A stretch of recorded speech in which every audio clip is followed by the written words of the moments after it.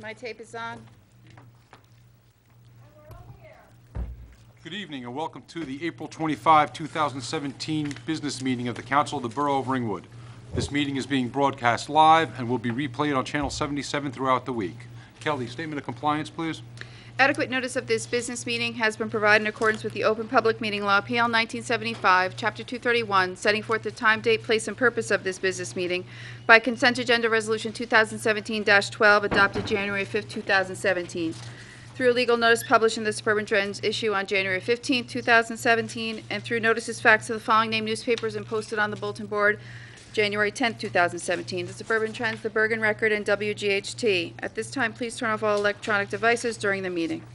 Thank you, Kelly. Roll call, please. Mayor Spear. Here. Deputy Mayor Martucci. Here. Councilmembers Davison. Here. Landis. Here. Marsala. Here. Noonan. Here. Schaefer. Here. Also present, Borough Manager, Director, Department of Public Works, Scott Heck. Deputy Borough Manager, Borough Clerk, Kelly Halowitz.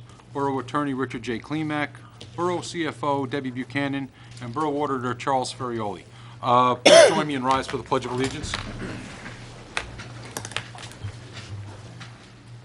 I pledge allegiance to the flag of the United States of America and to the republic for which it stands, one nation, under God, indivisible, with liberty and justice for all.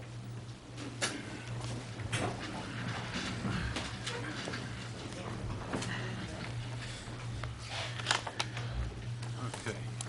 There being no proclamations and presentations tonight, do we have any announcements, Kelly? Or? Sure. If we could just quickly, Caring for Ringwood Day was rescheduled, and it'll be held Saturday, May 6th at 9 a.m. at the Park and Ride. There'll be coffee, juice, and bagels when you get there, and then workers will receive their cleanup assignments and equipment. Registration is encouraged, and you can call Caesar at 973-475-7179. What date was that again? Saturday, May 6th. Thank you. Yep. Okay, next item of business is the approval of minutes. Okay. Just need a motion to approve the April 4th business meeting. Second. Any discussion? Roll call, please. Mayor Spear. Yes. Deputy Mayor Martucci. Yes. Councilmember Davison. Yes. Landis. Yes. Marsala. Yes. Noonan. Abstain. Schaefer. Yes. Thank you. Next, general public portion. Anybody wishing to address the council, please come to the microphone. State your name and address for the record. Hi, my name is Ann Seebecker. I live at 5 Fox Hill Lane in Ringwood. I'm here to talk in my 3 minutes about 3 things, so I'll be talking fast. First, I just want to thank everybody, and I see a lot of people in this room, who came out to the New Ice Center's Earth Day event on Saturday. Despite the soggy weather, we had some pretty good turnout, and we had a lot of fun, and I wanted to make sure that everybody here and watching knows that the New Ice Center is open. Not a week goes by when people don't go, oh, I thought that place closed down. So it is open. We formed initially a nonprofit to save it from all the buildings from being torn down.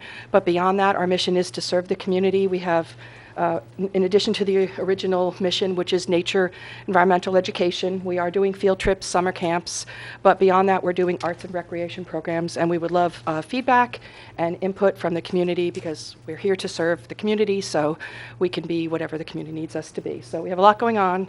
I hope you come and check it out. That was 1 minute, right? The second thing is, beyond that, because I'm involved in a bunch of different things in town, it's the same thing for everybody. We need members, we need volunteers. We could do so much more. So beyond something that I've been working hard on, which is cooperating, forging partnerships with different groups working together. An example is our Earth Day event was run by Weiss, co-sponsored by the Environmental Commission, with equipment donated by Recycling Center, the merchants in Fieldstone where we cleaned up all donated stuff, and the scouts participated, and the wood cleanup squad. So you can get a lot done when you get people together. So to anybody that is not volunteering, there's a million organizations that need you, and if you don't have time, there's things that you can do for 1 day. We could have put you at a welcome table for 2 hours, and we would have been happy to have you. So just a general appeal for volunteering. But beyond that, we did do a cleanup of the Fieldstone Shopping Center.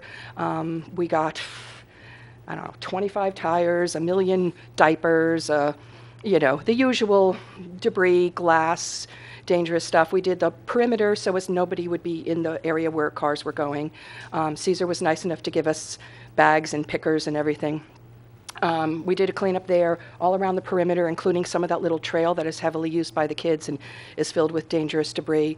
And while we were happy to do it, and a lot of people here were there helping, I wanted to bring up the point of what can we do to encourage the landlord to do that, because that really should be something the landlord would be doing, should be doing. And if it's helpful, I have pictures of everything we picked up in one day with 25 people in an hour and a half. And if that is at all helpful, of everything in action, I have action pictures picking up. We even had somebody out there with a cane picking stuff up. So that's my appeal. What can we do to have the landlord do what he should be doing? Thank you. Thanks.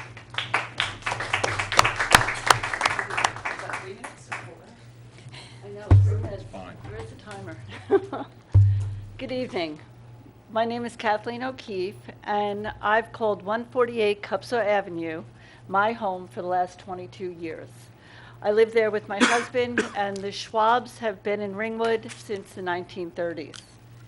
I'm excited to say this evening that I'm also a Democrat candidate for the Ringwood Council, along with Ryan Bolton and Rob Ferretti. One of the reasons I've decided to run is I want to bring new ideas and a fresh perspective to the table. And like you, I welcome the opportunity to give back to my community. On April 16th, I read in the record that the council decided to move forward with the capping of the Superfund site, even though the recent water reports show high levels of 1,4-dioxin in the monitoring wells, in the surface water, and in the mine water. And I thought that was the very reason that this council had suspended the capping. Nothing's changed, and the contamination at the site is evident in every water report. One example of how our ideas might differ is I would plan on doing a full cleanup. I would go with the original plan of the EPA. However, if this council insists upon moving forward with a cap, I'd like to make a suggestion. I think you would agree that we need to implement common sense solutions. I hope you do, because I'm here tonight to propose a new idea that will decrease cost, raise revenue, and build a brighter future for Ringwood.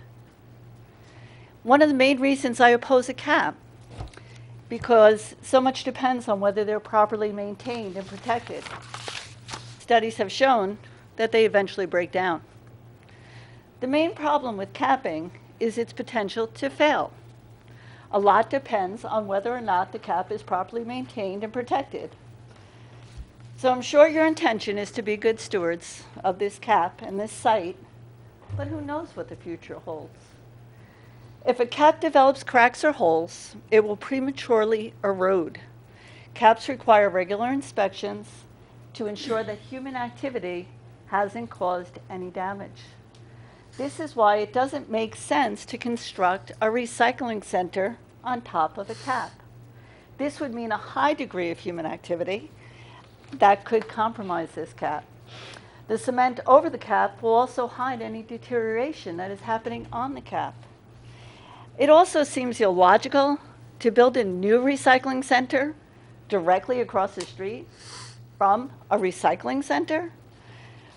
What is the town's projection of this recycling center versus a different land use?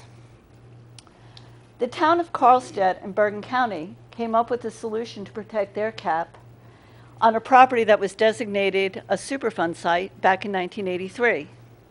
They realized they needed something that would protect the cap, and the goal was to avoid constructing anything that would cause damage or premature wear.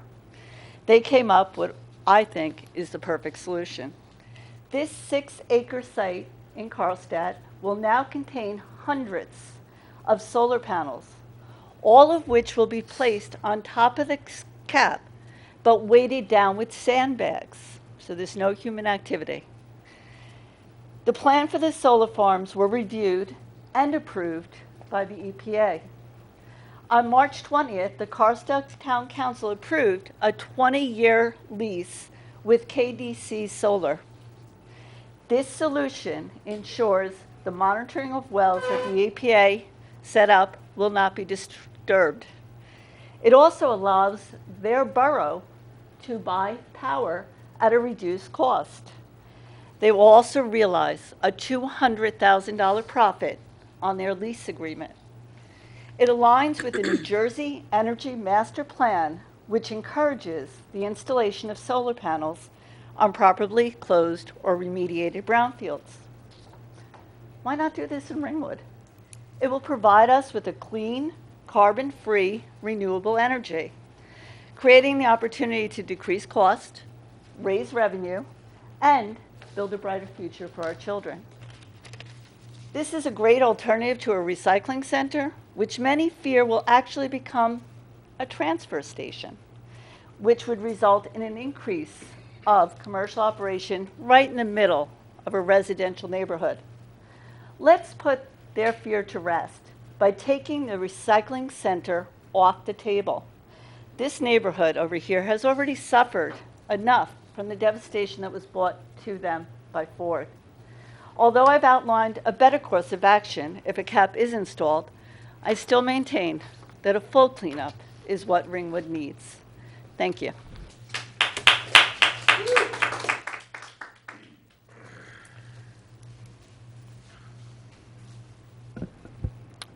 My name's Rob Ferretti.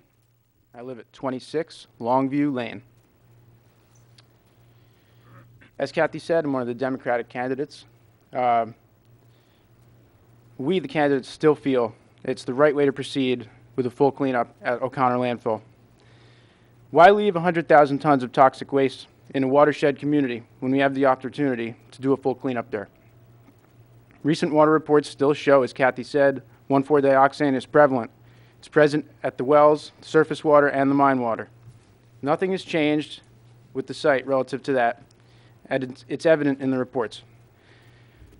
The recent reports are concerning, and there are many residents who would prefer to go forward with the EPA's original plan for a full cleanup and not change the site from residential. Ringwood Cares submitted a citizen's petition which would have given all residents a chance to vote on whether or not we cap that site. Instead of supporting these citizens and helping to craft a question for the ballot, you chose to use taxpayer funds to fight them in court. Ford had already hired 2 attorneys to stop the residents and from having a say, and really, we felt it was necessary to use our tax dollars to hire 2 more. The council, in conjunction with Ford, in an effort, blocked the democratic process. It's not too late to fix that. The council could still put the recycling capping plan on the ballot in November. Why not let the residents decide what's best for the future of Ringwood? I have no doubt that you think you're doing the right thing. I'm sure the council in the 60s and 70s also thought they were doing the right thing when they allowed Ford to use that site. But what if, like them, we're wrong? This decision is a big one, and everyone, I feel, deserves a voice. Not cleaning up the Superfund site will have far-reaching implications for our town, our children, and our grandchildren. All the citizens of New Jersey also, who depend on the Wanacue Reservoir for clean drinking water. Putting it on the ballot will give a voice to all of our citizens. Let's take the burden off of your shoulders and let the people decide for themselves what they really want. It's concerning for me not only for the people who drink out of the Wanacue Reservoir, also the people who are drinking from the Oradell Reservoir, because as I've heard it many times said, the water from the Wanacue earlier this year went to Oradell so we could do work on the bridge. So obviously, as 1,4-dioxane travels very easily, it's possible that it'll be found widely, as there are articles showing. That's really all I have for tonight. Thank you.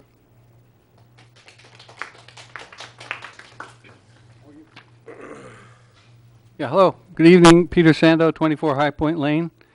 I attended the last council meeting earlier this month, and I was pretty disturbed by the dialogue from the council. The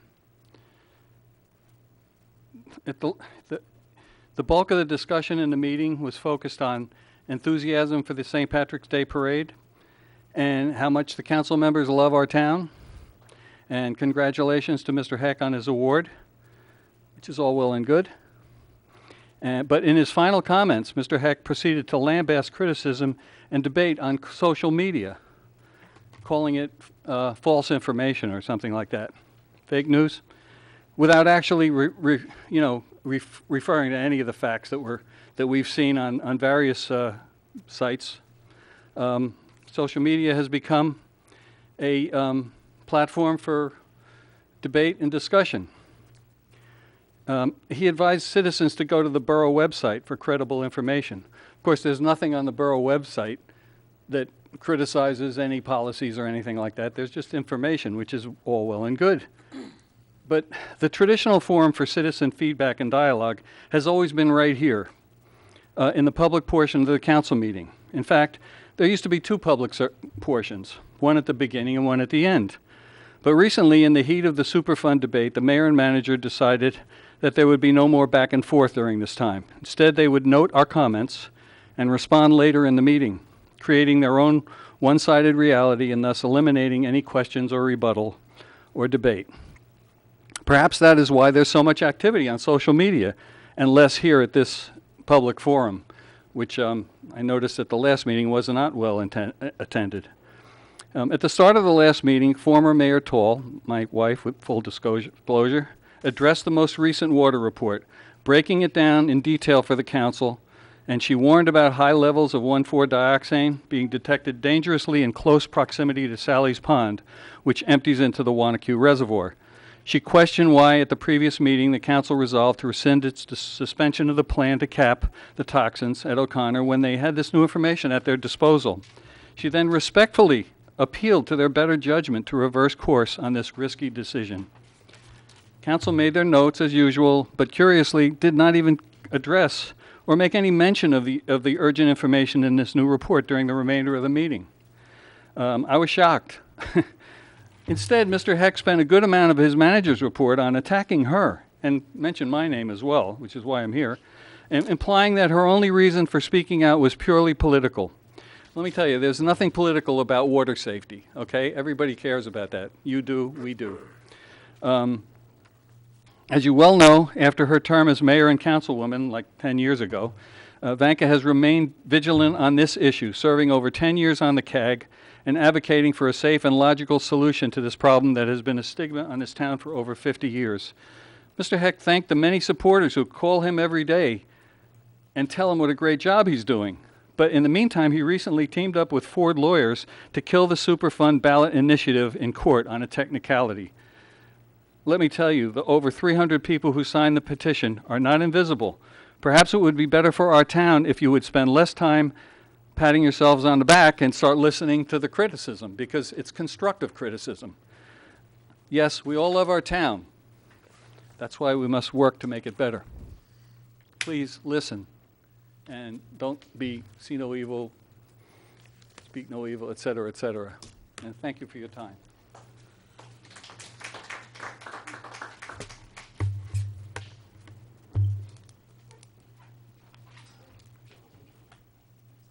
Good evening, Doug Roussillon, 11 Hillside Road, Ringwood, New Jersey, obviously.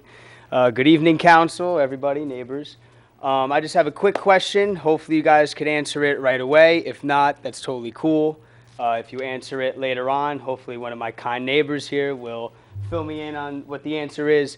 But if we are indeed going to go through with the cap, which is to my understanding the implication of passing this most recent resolution regarding the Superfund site, I'm just wondering if there is any set timeline that is in place yet. When work will begin, permits, anything relating to the timeline that has to do with the Superfund site, specifically the O'Connor disposal area, if there is anything going on with that.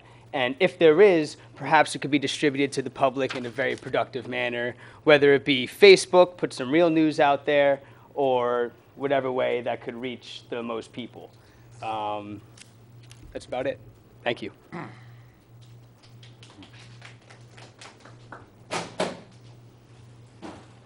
Hi, Thomas Conway, 19 West Circle. Just here to talk again about the danger of peter mine. The surface ROD, really, no matter what solution you go with, it does nothing to address the danger down in the mine. We need to dewater it. We actually need an investigation to find out what's actually down there. We only go down to 250 feet. The mine goes down 10 times further than that. And as we get down to 250 feet, the numbers get worse. I can only imagine how bad they are when you get down to 500, 1,000, 1,500 feet. Those are the things we need to know before we can make a good decision on what to do. Hopefully, the EPA is about to come out with the groundwater record of decision without that information. That's unacceptable. That's something we need to fight. Unfortunately, we're too divided as a community to really unite and fight. And Bob Spiegel was right. I don't agree with him on a lot, but when he came up here and said the only way to beat Ford is to unite as a community, he was spot on, and I don't think we're doing everything we can to unite. I think rather we're dividing ourselves. We also have the North Jersey District Water Supply Commission sitting up there doing nothing for us. The state DEP is not helping out. The Highlands Council, they're happy to tell us we can't build anything. I can't put a garage without going through $10,000 worth of permits and 50 commissions, but they'll tear a pipeline through our area, but they won't test the water, sitting right at the top of their water supply. The Highlands is a joke, frankly. I think society in general has lost its ability to understand that there are at least two sides to every issue. You don't have to be evil or good. You can have a different opinion without being a criminal, without being corrupt, without being in Ford's pocket. I have nothing to do with this council, and I do believe we should cap it. I believe we should just get that out of our way and move on to Peter's Mine, which is where the real stuff is. But there's a lot of negative remarks being circulated about this council. I believe those are unfair and unjustified, and just because this council doesn't support the unconditional cleanup of the site doesn't mean they disregard the entire borough. We should debate this issue on facts, not individual morality. The only way to bring Ford to do the right thing is to unite. Again, the O'Connor cleanup is the issue. This petition, the petition didn't get killed by the council or the courts. As I said in August, before any of this stuff happened, the petition killed because it was poorly written. It was a manifesto. It had 10 points in it. You can't put 10 points on a ballot. If you've been through this before, you would know that. It should have been 1 point. Cap or don't cap. Then we would have voted on it. That was the problem. That's it. To blame anyone else is to shift responsibility away from those that created the position, the ones that said a lawyer had worked on it with them, but then there was no lawyer when it was time to fight all the other lawyers.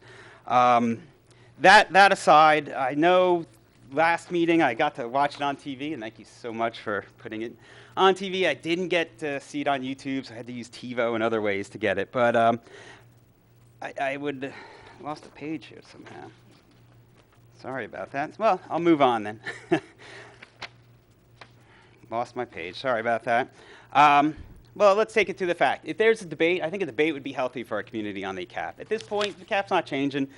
3 seats are coming up for vote in November. 3 seats isn't going to change the council makeup, maybe in 2019, but by then we might have a cap at that point. So if we want to get more awareness out there, we could have a debate on it. That's the traditional way of educating the public. I'd be happy to take the side of capping it. I'll debate up to 12 people on the other side. It doesn't matter because they're just facts. It shouldn't be based on opinion. Let's get some facts out there. The worst thing it'll do is get some publicity, but I'd be happy to take part in something like that. Then there were the comments. I looked up the Ringwood reboot page. I checked on some of the other the pages, and I was a little surprised, actually. I'd seen it once or twice come up in my feed, but I had no idea the depth of this. This is Trump-style campaigning coming full swing into Ringwood here. It's not attacking facts. It's really attacking people. It's posting pictures of people. I think somewhere I found an issue with a council member missing a meeting and was called out for it, and then that council member had to explain why he missed the meeting. That's the last thing we really want you to have to do is explain, was it a birthday, a death, a hospitalization? I don't think that should be part of our political discussion. If you miss too many, that's legitimate, but missing one, you shouldn't have to list your reasons, although you did. So this coming election, we can use it as a chance to show our children how an intelligent, well-informed debate can rerun, or we continue on social media throwing around some comments. Criminals, Dr. Evil's henchmen, a council without ethics, scumbags, piece of shit local officials, crooked. I hate living here and can't wait to move. That town is just plain disgusting. Something has always been rotten in Ringwood. Glad I left there years ago. They're idiots. They were paid off years ago by Ford. Statistics show that Ringwood has one of the highest miscarriage rates in the area. No wonder. The site itself warned of borough fields being watered from the Superfund site. The site also mentions the 3 council seats. It's a political site. Ringwood Reboot was the first reference I could find online to clean up, not cover up. That's interesting. I found Ringwood Cares came up with that about 6 weeks later. Are the two connected? I don't know, but a 501(c)(3), an environmental organization, shouldn't have such a direct role in politics putting signs on people's lawns. Ringwood Reboot talks about the council's lack of interest in the school system, yet we've had school board elections without a candidate to vote for. We've had to write them in. Step up. Ringwood Reboot wants the council to highlight Ringwood's beauty. You don't have to be on the council to do that. You can just step up and do it. Ringwood Reboot wants the council to establish a beautification committee. Again, you don't have to be on the council. Any private citizen can step up and do these things. You know, when it's time to get elected, you don't want to just come here with ideas and say, this is what I plan to do. It'd be a lot better if you came here and say, this is what I've done. That would be a lot easier choice. That said, it's a hysteria created on the Ringwood Reboot site. You'd brought it up, and I actually had a touch of that myself. I really love the town. I hate seeing what sites like Ringwood Reboot are doing to our town's image and reputation. It represents scorched earth politics. It's basically burning the whole town just to win a seat. So you may one day win seats up here, and who knows, it may one day flip completely, but you're going to sit on a throne of ashes because everything's going to be burned out. The remnant of a good community burned to the ground and divided forever by entrenched political feuds. And real quick, my life was personally touched by Ringwood Reboot, and it's kind of, when I saw it at the meeting, I put two and two together and realized it. On 4/8/17, Ringwood Reboot posted something like, looking over the recent historical water reports, it's hard to believe that this amount of pollution is not migrating off-site. So we're saying, all right, it's going somewhere. Then the comment I see, would have liked to know this before I purchased a home on Cupsaw Lake. There's unusual odor and color on this lake that I noticed. I read an article on that Shepherd Lake feeds in the Cupsaw. It say that Shepherd Lake tests positive for bacterial toxins. Wouldn't know if any correlation exists here, but I am deeply concerned. Then the Passaic Daily Voice picked up an article, or picked up something from Facebook. Laura Kidd Ferguson wrote it. I contacted her. She said there was a Rampo Conservancy Facebook post that brought up that old article from October. She called the DEP. They confirmed. They didn't know any better. When I called the DP, they denied the story. I contacted Laura Kidd Ferguson. I reached out to someone's Facebook site. I also went online and tried to quell this rumor as fast as I could. I happened to be involved in that report in October. On the Cupsaw Lake Environmental Commission, I paddled the lake every day looking for hot spots. We found the hot spot. It wasn't where Shepherd Lake comes out. Contacted the town. They immediately reacted, looked into it, sent an expert down. They contacted the state DEP just to check Shepherd Lake in case. Everything went by the book. Cyanobacteria sounds bad. It's not. It's blue-green algae. It's what gave us our atmosphere way back when. This algae is in every lake. At the end of the summer, it's everywhere. The press blows it into this huge thing. It's not toxic. They didn't know it was toxic. It has the possibility of being toxic. Blue-green's a real tricky algae. I've been studying this for a long time. Even went to a 2-day Rutgers class on lake management. Blue-green algae can be toxic one day, non-toxic the next. By the time you get your test back, it's a different animal. It's a really tough moving target. The New Jersey DEP right now is working on setting guidelines for blue-green algae. We don't have those guidelines yet, so like any government entity, right now they're just erring on the side of safety, so they're sending out a really bad-sounding, ominous warning, but we get blue-green algae all the time. You call any expert down the lake, they're going to have to put that warning up. And the warning shouldn't have happened in the first place. I kind of blame it on this hysteria that's going around town that everything's poisoned and everything's bad, and cyanobacteria and toxic algae. It's not toxic. 1,4-dioxane isn't toxic. It's carcinogenic. There's a big difference. If you ate table salt and 1,4-dioxane in the same quantity, you'll die from the table salt. That's toxic. Carcinogenic is long-term exposures. 1,4-dioxane is a very bad thing, but it's not toxic. It's carcinogenic. There's a big difference between the two. And the World Health Organization limit is 50 micrograms per liter. We have the only place we've seen that is deep in Peter's Mine. We need to look in Peter's Mine. O'Connor is not the problem. Peter's Mine is most certainly the problem. The number one problem. O'Connor is a problem, but it's not the priority. We're focused on the secondary issue. We're focused on the surface, scratching the surface. So where do we go from here? Well, the groundwater's out. We need to really go down there and test and see what's going on. When they come out with the record of decision on groundwater, we're all going to be disappointed. It's going to tell you that pollution remains at historical levels and that natural attenuation will take care of the problems under the site. We need to fight this decision when it comes out. The EPA is a vested party in this now. It's not just Ford. The EPA is on the hook. If the groundwater is truly contaminated and the EPA sat on their butt for 30 years and didn't clean up the surface, it's too late now to clean up the surface, They got to go down there and clean it out. They're on the hook. They can be sued. Not sued, but they can be responsible. So that's going to disappoint everyone. We need to unite as a community to fight Ford. This could be a PR nightmare for Ford. We can make it that for them. The whole world, the auto industry is moving into clean stuff. Their miles per gallon is getting. Tesla is this company that's starting to battle with Ford. They want a story like this. Ford, the old polluter, fighting people, killing people, versus Tesla, the clean company. Ford, at some point, if there's enough pressure put on them, will have to cave.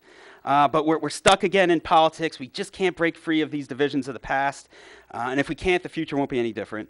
I'd like to see a bipartisan way to move forward. I'd love to hear from people at our environmental commission meetings. They're pretty much empty. Once in a while, we get one person to show up. 2 of our 3 candidates have shown up while I'm there, though, and I do appreciate that. Speaking of the candidates, Mr. Bolton, I do believe you'll bring a fresh perspective to town here. I mean, I know you battled hard last year, and you demonstrated to friend and foe alike that you have the basically the heart of a lion standing up there against those lawyers. And I do believe you'd do anything to help this town. I think you'll make a good councilman. Working at CUPSO, I've admired you from afar. I know I don't go to the board meetings, but from the environmental stuff. Rob, we've done some work together. I trust that you'll work hard for the town. I'm sorry, I don't know you very well. Yes, Ms. O'Keefe, we just haven't crossed paths too much. But we had a lot of hope last year, and what I want to do is just make sure that we have candidates. We can get a fresh start. We can talk about this debate. Let's get out of these old political feuds. Let's get out of these axes that are being ground all the time and move on and move forward as a town. I look forward to that. I hope we can leave behind and disassociate the political situation coming up from sites like Ringwood Reboot, the sites that propagate just everything's got to be bad about our town and our borough. And the people that love our borough, like me, the people that want to work hard to support our borough, don't want to hear this every day. And we don't want to vote for candidates who are continually posting negative things about our town. It's not that bad. There's garbage in Franklin Lakes. There's garbage in Wyckoff. There's garbage in every town. Go behind them into the woods. You'll find it just like we found up by Stop and Shop. We're not unique. This isn't some horrible paid-off town by a corporation. Lastly, someone's got to ask themselves, it's not a full cleanup you're pushing for. It's not a full cleanup at O'Connor. It's scraping out the top. It's leaving the mine tailings. If the mine tailings aren't hazardous, they get thrown in Peter's mine. If they are hazardous, they get left in place. A couple inches of topsoil, a steep slope, and one rain, and we've got exposed stuff. We've got a nightmare. And the town, get ready, guys, because the town would have to be the ones to actually put enough soil on that to keep that stuff from washing away. Thank you.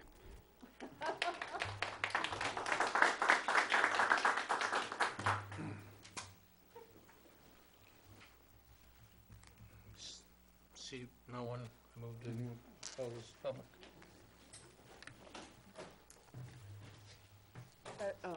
I'm sorry.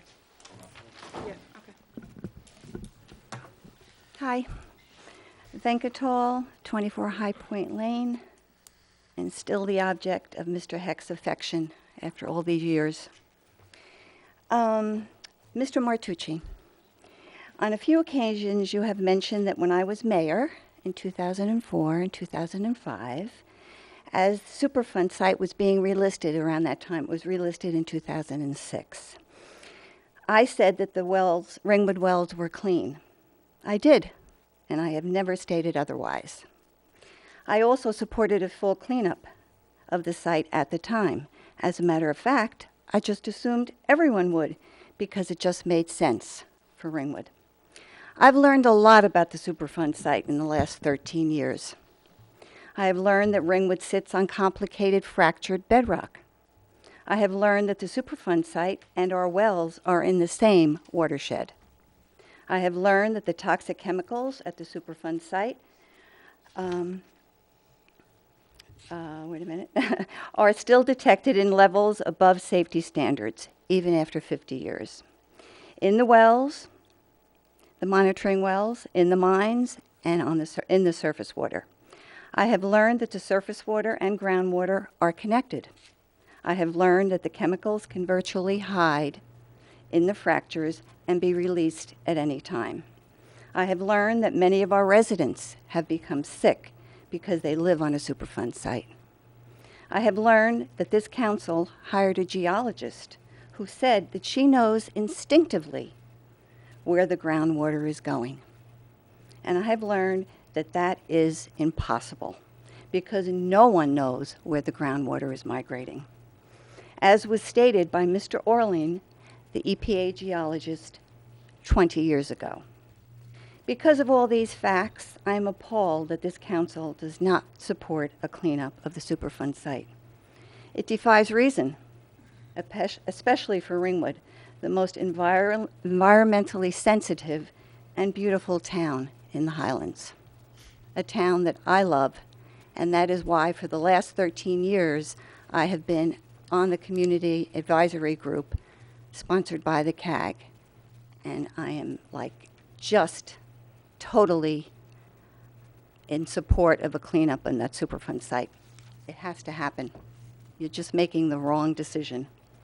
So, Mr. Martucci, I said wells were clean, but I would never say, with what I have learned, that contamination from this site couldn't find its way to our wells, which is why not supporting a full cleanup is a health hazard for Ringwood residents. And also, Councilman, please refrain from reprimanding adults who are in the audience at meetings. It's ridiculous. Thank you.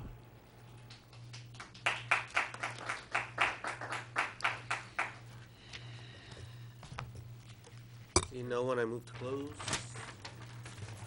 Second. Roll call on closing, please. Mayor Spear. Yes. Deputy Mayor Martucci. Yes. Councilmembers Davison. Yes. Landis. Yes. Marsala. Yes. Noonan. Yes. Schaefer. Yes. Mr. Mayor, Yeah, I'll just briefly touch on a couple points. Do you mind? if I may, Oh, sure, certainly, Councilman. to the Ringwood towns, my name is William Marsala, and I am a Republican candidate for council. I'm running with Linda Schaefer and Jamie Matteo Landis. Since we have equal time for TV per the law, I'll take up my 3 minutes.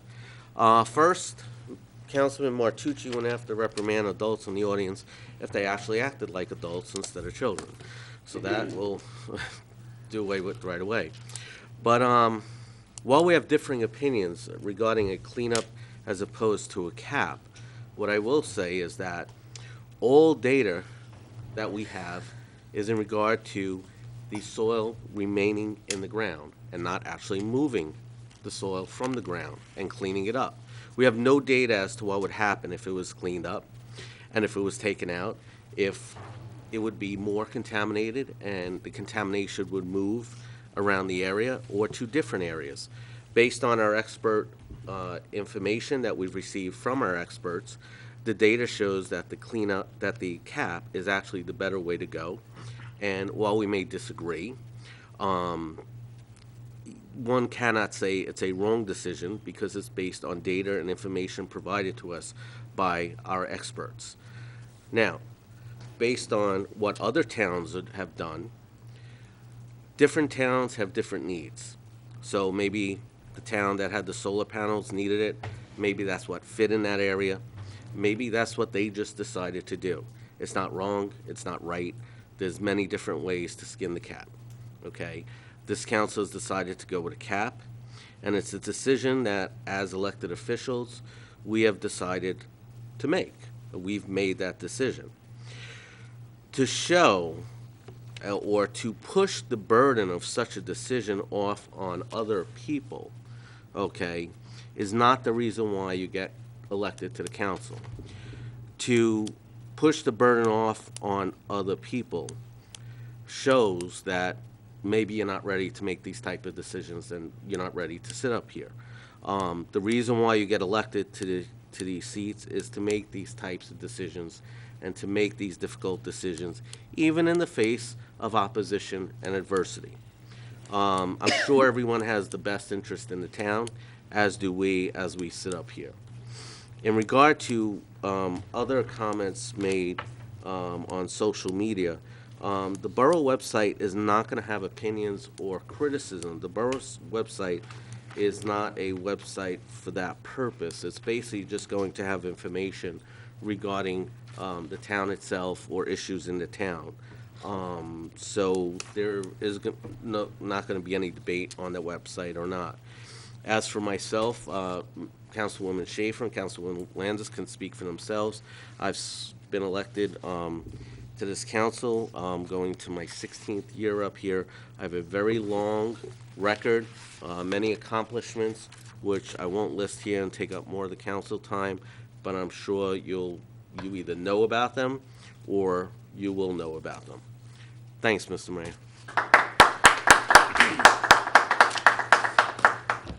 Anyone else?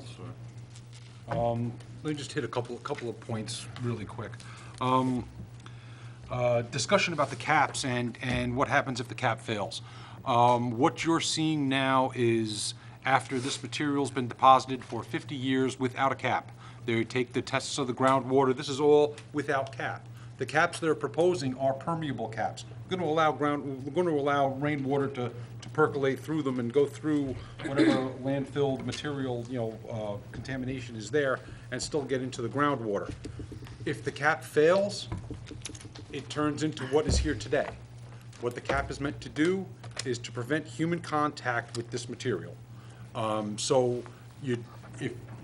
if your major concern is what happens if the cap fails, we've been living that for 50 years. We have a pretty good sense of what that should be. That this is just thinking on what the caps do mean.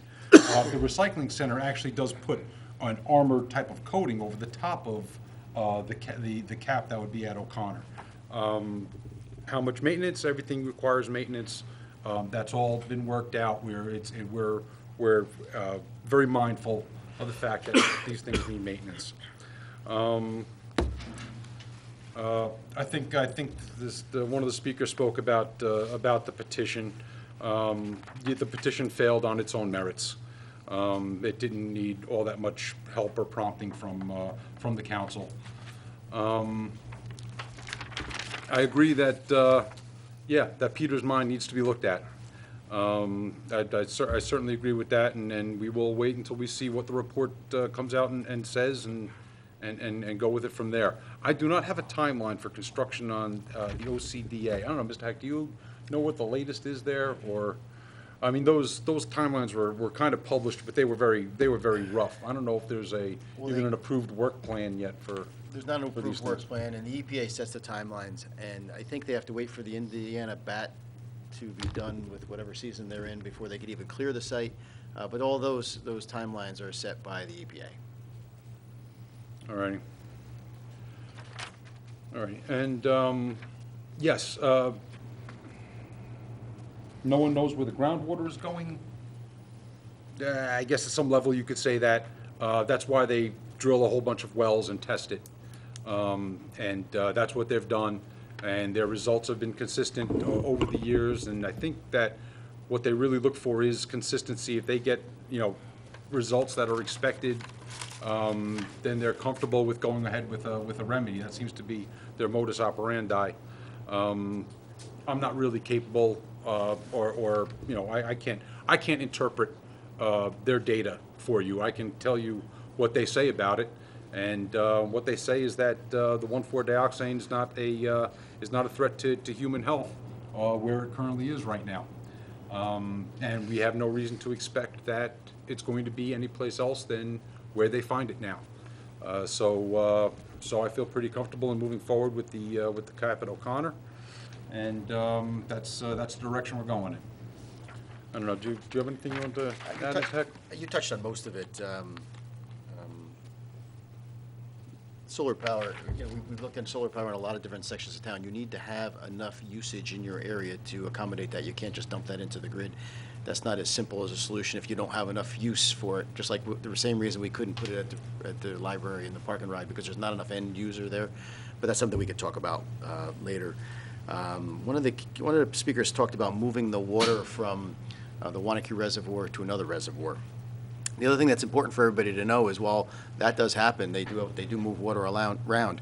They also, the Wanacue South projects pumps water from the Passaic River and pumps it up into the Wanacue Reservoir with, I think it's a 5-foot diameter pipe. Yeah. So while you're talking about moving water around, think about what you're getting out of the Passaic River. We all know what's going on with the Passaic River litigation. We all know what's in the Passaic River. So just keep that in mind while you're talking about moving water back and forth. We already talked to the EPA. Mr. Conway, I don't know that I disagree with you. I think that the groundwater in Peters Mine is a problem. I think our professionals believe it's a problem. I agree that the issue isn't O'Connor disposal area. The issue is Peters Mine pit, and that's something that we're going to all wrestle with as the EPA comes out with their groundwater. As you remember, probably we objected to them splitting the land AOC and the water. It never should have been, but that's what EPA did, and so I think I agree with your comments there. The only thing I'm going to say about the petitioners briefly is whether you agree or disagree with the petitioners, or you agree to go to court or disagree to go to court, myself and others through the council tried to negotiate with the petitioners on 13 different occasions, I believe, to the point where they said, we're not going to adjust our petition at all. We're not going to even change a word. So at that point, we tried. You guys asked me to try. It's documented. It's well documented. And I'm sure they would agree that we did do that. So it's not like we drew our line in the sand, that was it. We tried to change it. We tried to help perfect it, but there wasn't any compromise. And that's unfortunate, but I think you addressed every other point. All right, then. Moving on. Old business. And in old business is the public hearing of the budget. I think that's you, Mr. Heck. Well, it's me and it's our CFO. We have a new CFO. Debbie's worked for us for a long time. Our CFO retired.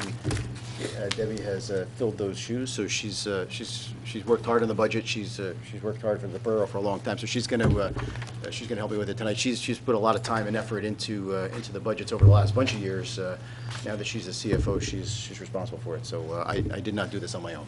You didn't bring her just to blame her for the PowerPoint going bad, did you? No. If it goes bad, it's truly my fault. All right. Just bear with me for 2 seconds. Let me get these lights. Ready? Yep.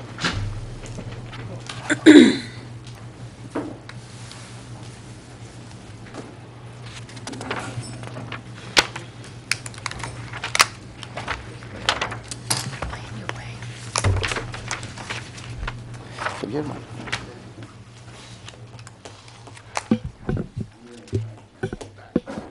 I'm gonna have my back to somebody, sorry. Okay, Deb, go ahead. So this year's municipal budget, this is the process. This is very similar to what we've done in the past. On October 16th, the department heads meet for their formal submissions. We also have public hearings on the budgets here in the Borough Hall. In January, the preparation of the draft budget happens. February, March, we have public budget review. We actually have the budget introduction in March, and then we have finally the adoption. This is the same slide that we do. This is basically the process. The only thing that changes is the time frame by which we do some of these meetings. So this year, the 2017 operating budget introduced at $16,060,614.84.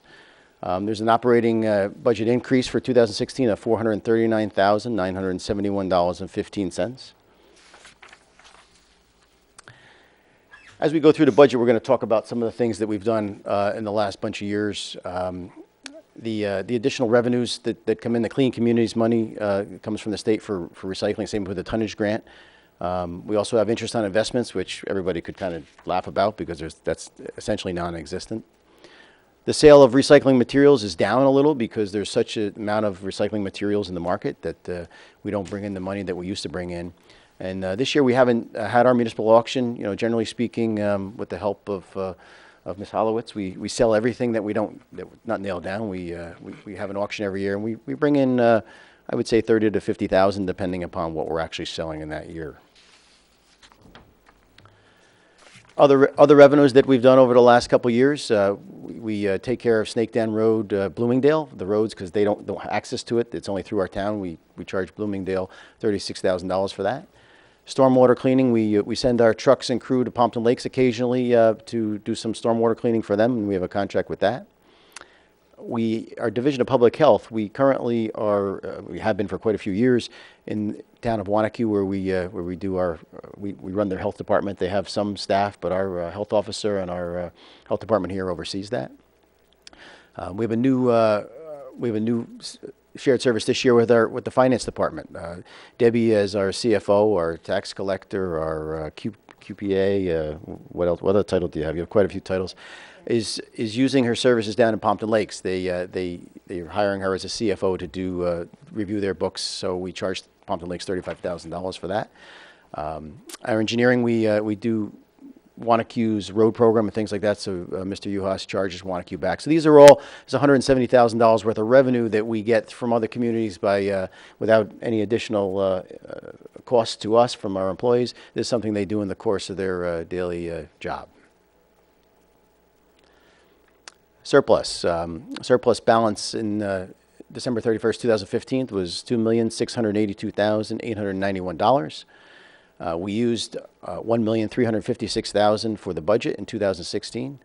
We generated quite a bit of additional surplus. The balance as of December 31st, 2016 was $3,260,358. This year we're proposing using in the budget $1,668,000 for this year's out of surplus for this year's budget. The remaining surplus after we use that money from the budget would be $1,592,358. Every year we're generating more and more surplus, and we utilize some of that in the budget. The surplus has increased. This just shows a steady increase over the past couple of years of the the surplus. As you can see the numbers over here that increased each year from the year before. So it's trending approximately $400,000 to $600,000 a year additional. This is kind of small for you to see on the screen. I know you have it. It's also going to be on our website. This talks about the appropriation budget dollar distribution. Finance and administration, $1,180,000. Land use, $116,000. Building enforcement, $212,000. Insurance, $1,900,000 approximately. Police department, $3.2 million. Aid to the volunteers, $331,000. Department of Public Works, $2.1 million. Garage and recycling, $1.1 million.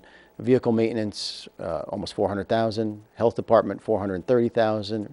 Recreation, $215,000. The library, $710,000.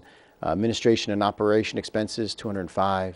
Utilities, $283,000. Municipal court, $178,000. Capital improvement costs, pension, FICA, unemployment, $1.3 million.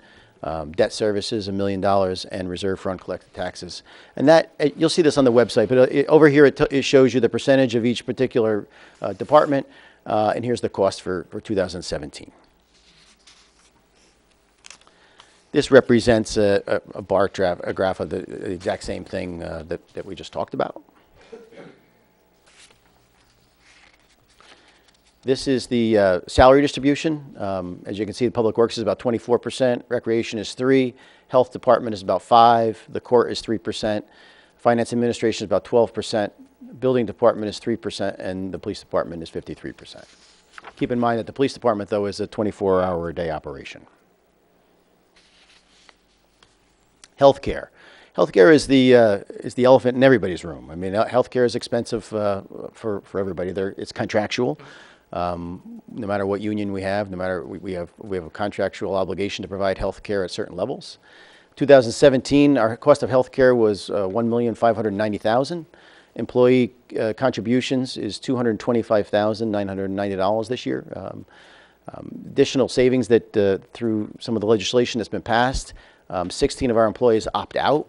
What does that mean? They get a stipend up to $5,000 based upon state law, where if they have other insurance that's available, they can opt out of our program and we pay them the $5,000 stipend or whatever the percentage of their health care is that's appropriate up to that dollar amount. And what does that do for us? Well, that saves $298,000 in premium savings.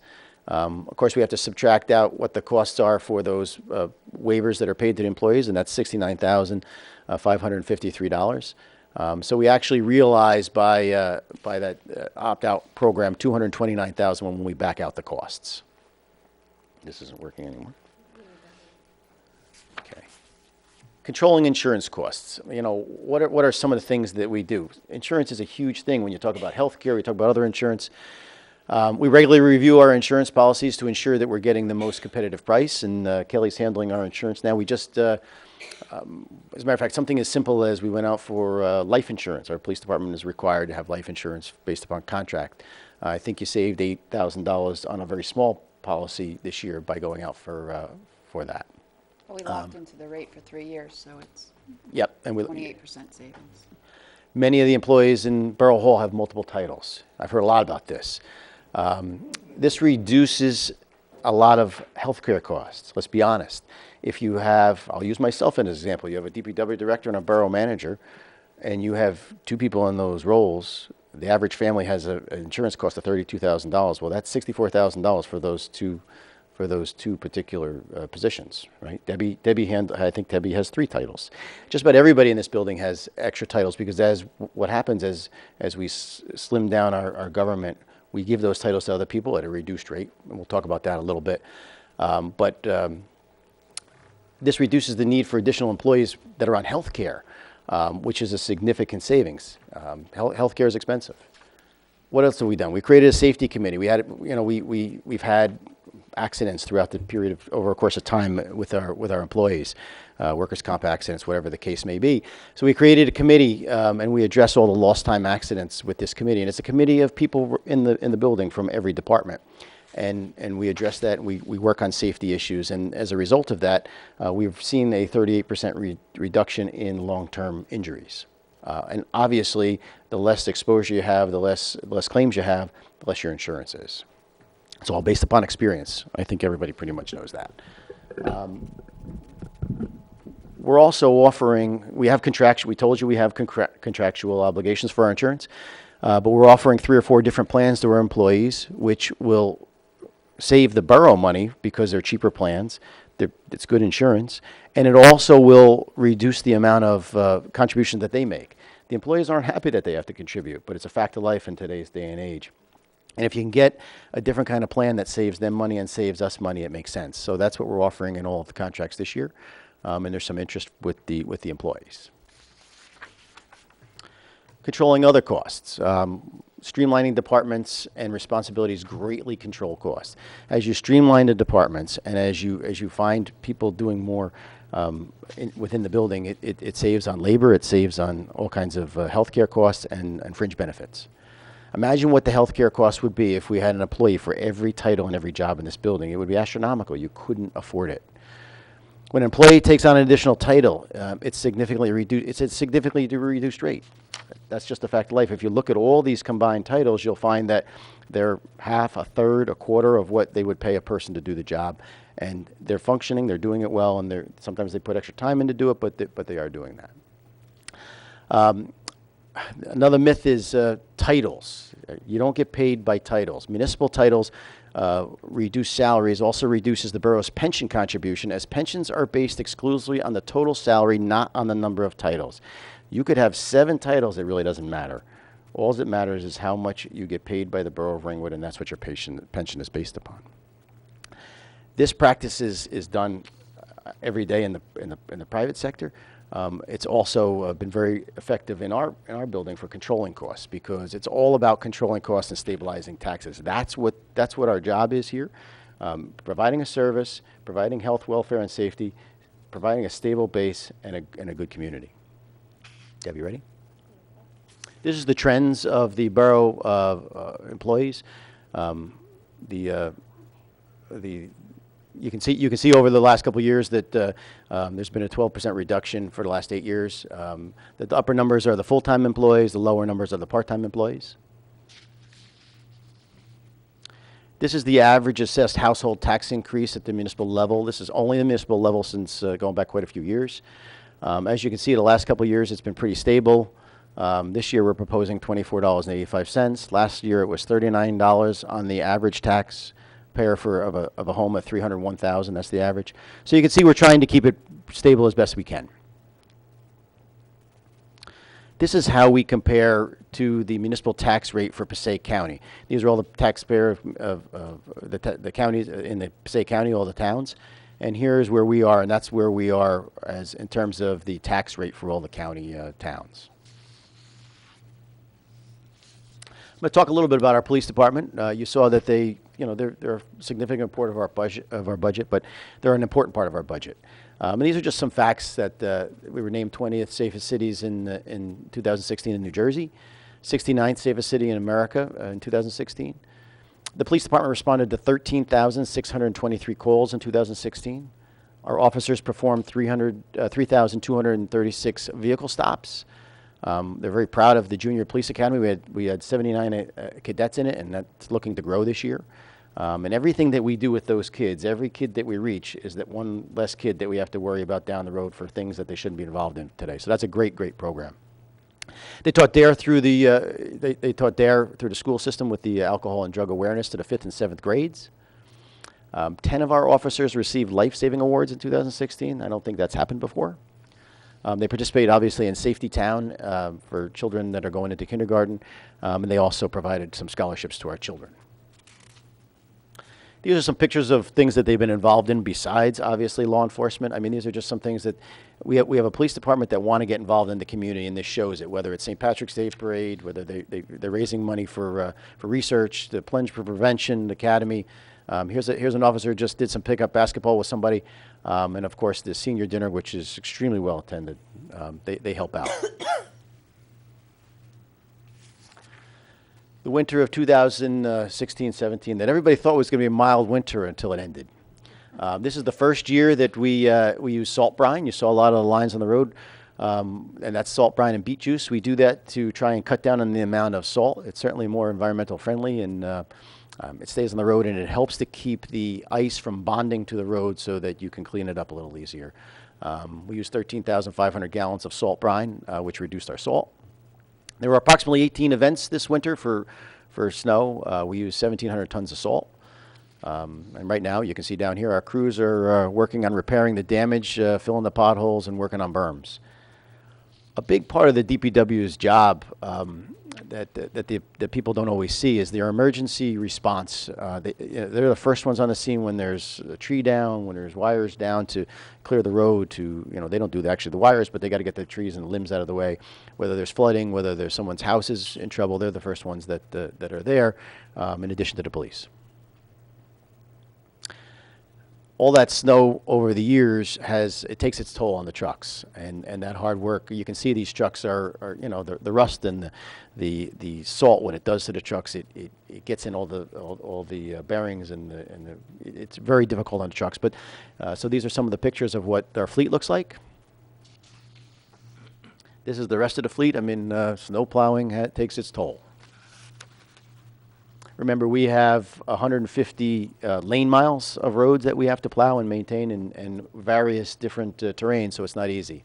These are just some things the Public Works have been involved in. St. Patrick's Day Parade, we painted hydrants for breast cancer awareness, the blue line for support of the police, and just teaching the kids here. The kids love. They're coming, I think, in 2 weeks to come for the second graders are coming. 3 weeks, yeah. So the kids love to go through the police department, the DPW equipment. They do that every year. So, yep. Recreation, they trained 125 coaches in 2016 through the Rutgers training program. They created new programs, women's basketball, youth basketball clinics, youth exercise, and Special Olympics. Special Olympics is the first time that we've did that, and that's been a pretty successful program. They provided and scheduled all the security for the programs that take place at the after-school programs for the Ringwood Board of Education, whether it's our program or not. We handle all of that, and we have a special police do that to make sure that the schools are secure and safe. They also did background checks for our library volunteers this year. That hasn't been done before.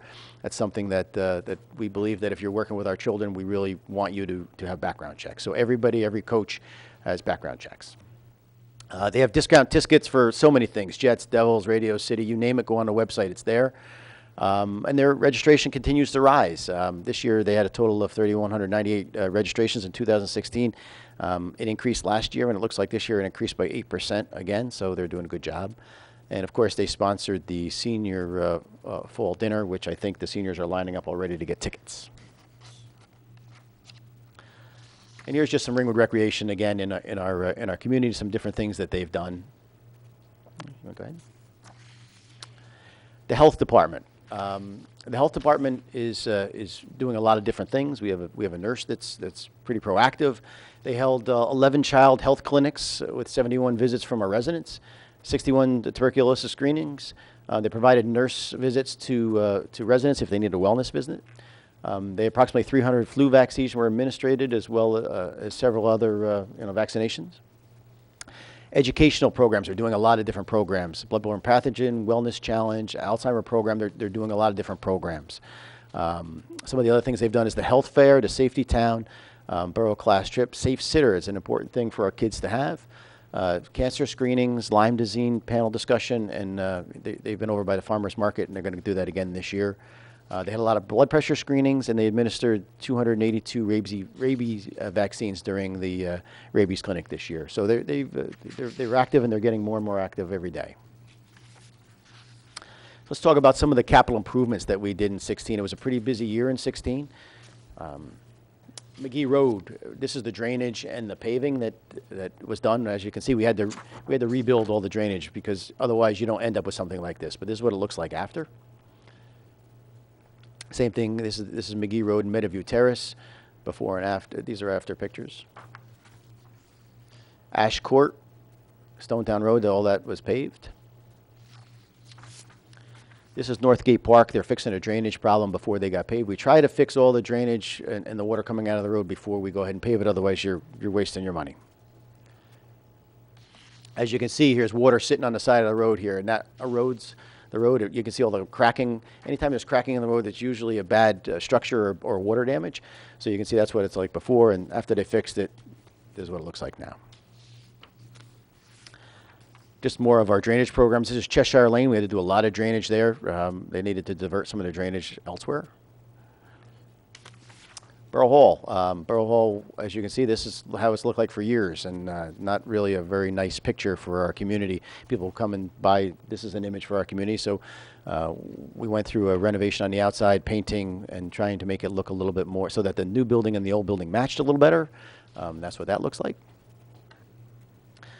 Our police storage and evidence locker renovation. This is where all your evidence was for your police department over as long as I can remember. Our DPW put in air conditioning down there. They built walls. They modernized the whole basement facility in their off time. We did that as all in-house labor. We did get a couple contractors for some of the electrical stuff and things that we couldn't handle. But that's what it looks like now. So it's now climate control, so we don't have to worry about evidence getting ruined. Our DPW guys also replaced the roof on the snack stand, which was caving in. We installed some catch basins on West Circle. And I'm not going to read these, but we did leak detection in all the different areas over the last couple of years. We're also doing water system maintenance, and these are some of the, this is like a water repair. When you have a water main break, that's what it looks like. Water's coming out all over the place. Here they're cutting the road, they're repairing it. They're getting down to the break here. That's why there's all that water there. They're pumping it out as quick as it's coming in. That's what it looks like, and then they replace that line. That's a thankless job. They do that all hours of the day and night, all temperatures. We're doing a lot of, as you can see, we're doing a lot of investing in our infrastructure. This is what our water tank looked like on Skyline Drive. It was in desperate need of attention. We did the upper Ringwood tanks last year. We did this tank this year. It's complete. This is what it looks like now. We put some solar panels on the top of it so that we can control the electronics with solar panels. And so that's what it looks like. All we have to do now is we have a little bit of lead in the soils, probably from the last scraping. They do soil samples before they start scraping this off and after to make sure, and there was some previously, so it probably didn't get cleaned up to the time 25 years ago. So we're going to have a contractor come in and take care of that, and then that'll all be cleaned up. So this is what we're talking about for 2017.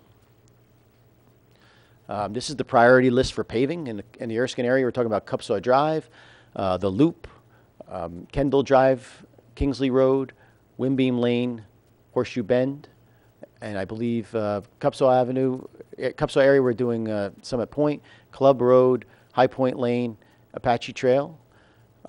Skyline area we're doing Birch Road and Beach Court the entire length. Stonetown area we're going to be doing a good portion of Westbrook Road.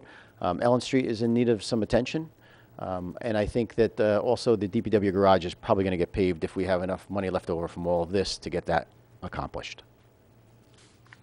We also have to do drainage for some of these things. Summit Point, Cupso Avenue, Club Road, Apache Trail, Lakeview Avenue, they all need a little bit of drainage.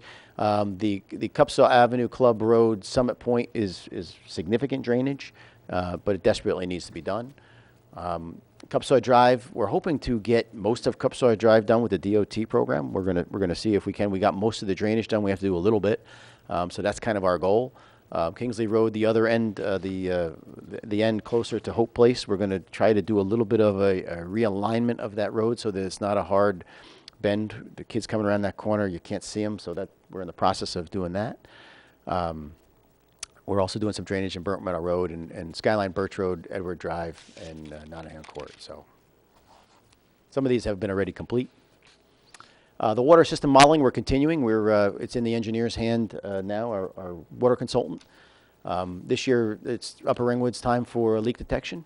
And then we just changed all the controls at the Skyline Booster Station so we can better supply with new hardware and new communications the water from our wells to our tank. Planning for the future. That's something that obviously we face every day. Some of the major issues that are facing the borough, number one, we talked about it tonight, we talk about it every meeting, the remediation of the supervised site.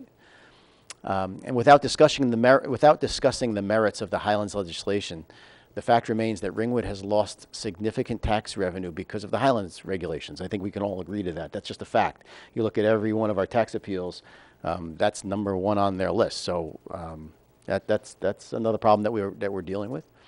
The next line is going to really drive that issue home. The Reservoir North Jersey District Water Supply has filed a tax appeal for a couple years now. We're working on that with them and with the other towns, based upon the fact that their properties aren't worth as much as it used to be, and they're looking to cut their taxes in half. North Jersey District Water Supply Commission is the #1 taxpayer in town, so having that cut in half would affect everyone's taxes significantly. So we're working on that. Commercial tax appeals have affected all of our tax bases. The shopping centers or whoever has filed their tax appeals, that's all based upon values, guys. Funding the maintenance of our infrastructure. You see a lot of the things that we've been doing over the last couple of years. It's stuff that's needed to be done. We're investing in our community, but we have to continue to figure out how we're going to continue to fund that. I mean, it's a very real cost. Containing the municipal costs, while increasing our tax base. These are all issues facing us. And another serious issue is the growing increase in vacancies in our commercial district. And that's a problem, and it's something that we have to recognize, and I know you guys have taken steps. Mayor and Council is addressing some of these difficult decisions from a business perspective, with consultation from the community, their professionals, and with the best interests of the town in mind. Go ahead, Deb. Other ways that they're addressing some of these things. The council's formed a committee consisting of council members and members of the planning board to work on the revitalization vision for Skyline Drive Commercial District, and for finalizing long and short-term plans that ensure the financial stability of our community going forward. That's a lot of words. What does that mean? 2016, they started this.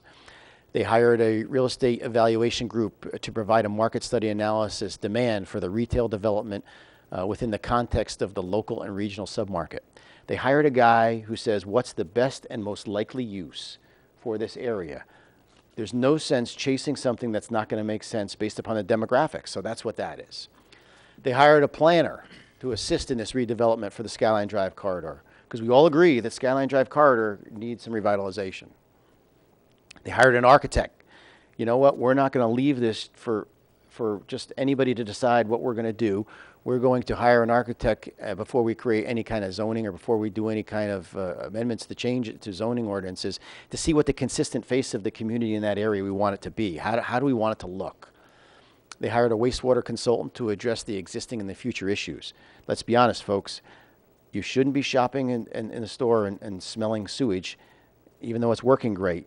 That's not the answer. That's not going to help bring businesses to our community, and that's not going to be helping our neighbors go to those stores and increase their values.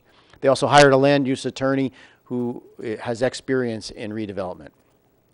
We know that the revitalization of Skyline Drive corridor will absolutely enhance our business community. There will be increased services to our residents. It will help spread the tax base.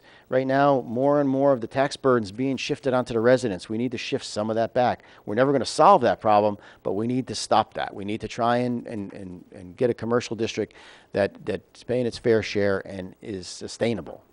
So we need to help spread the tax base, and we also need to create a downtown for our community.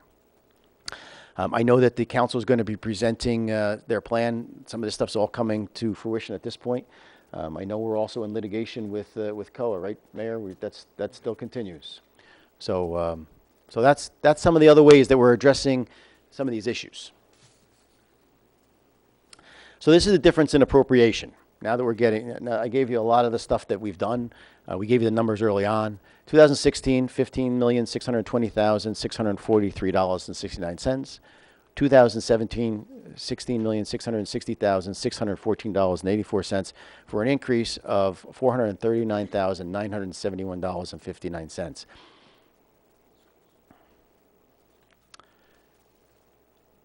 We already went over the introductory cost of the budget.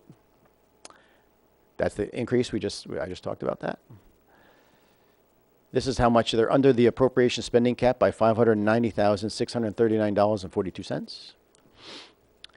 They're under the mandatory spending cap by $203,549. The average assessed home is $301,827. And the increase to the average home is $24.85 based upon that dollar amount, of which approximately $5 of that is from lost ratables from tax appeals. So that's where this flushes out. Is there another slide, Deborah? That's it. So that's the budget that we introduced, Mayor. That's the budget that Jim and his finance committee worked hard to bring it down to. And I will tell you that it's not an easy budget this year. And I've talked to my departments about we're going to have to watch very closely because it is a difficult budget. But in these economic times, that's what you guys felt that you wanted to present to the public. So with that, I will go back to turn the lights on and go back to my seat to see if you have any questions. Thank you.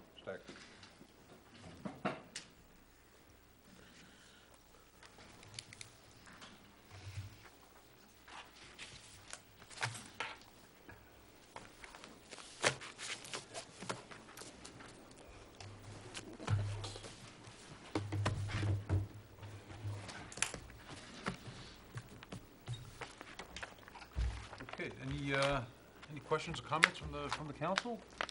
Or shall we hear from Mr. Ferrioli? Let's hear from Chuck.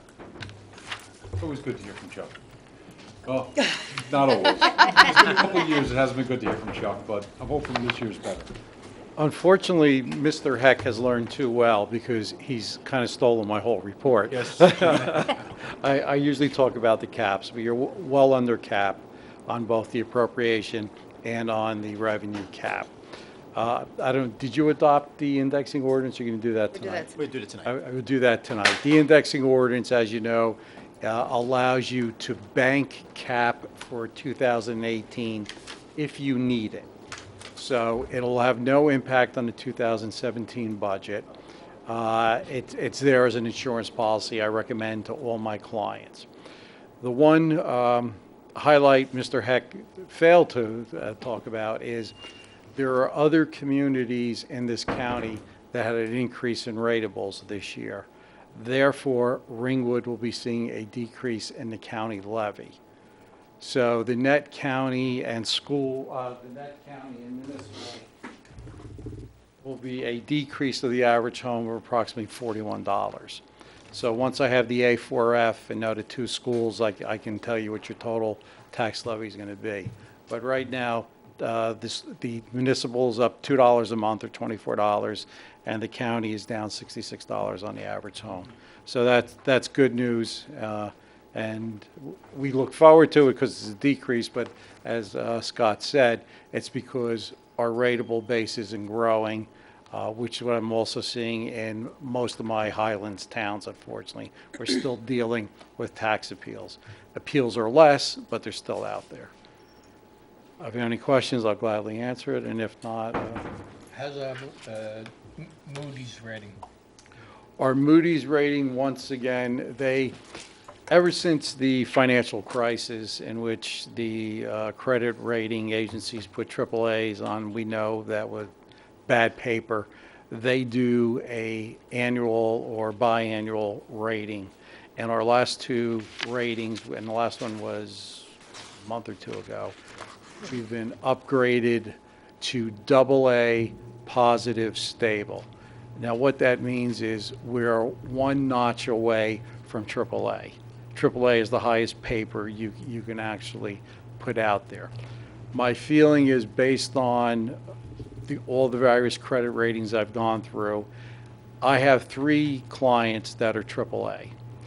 I don't believe the Highlands towns will be able to get there because we cannot offer increased ratables. This is something that they look at. So knowing that that's one strike against us, we'll never get to a AAA.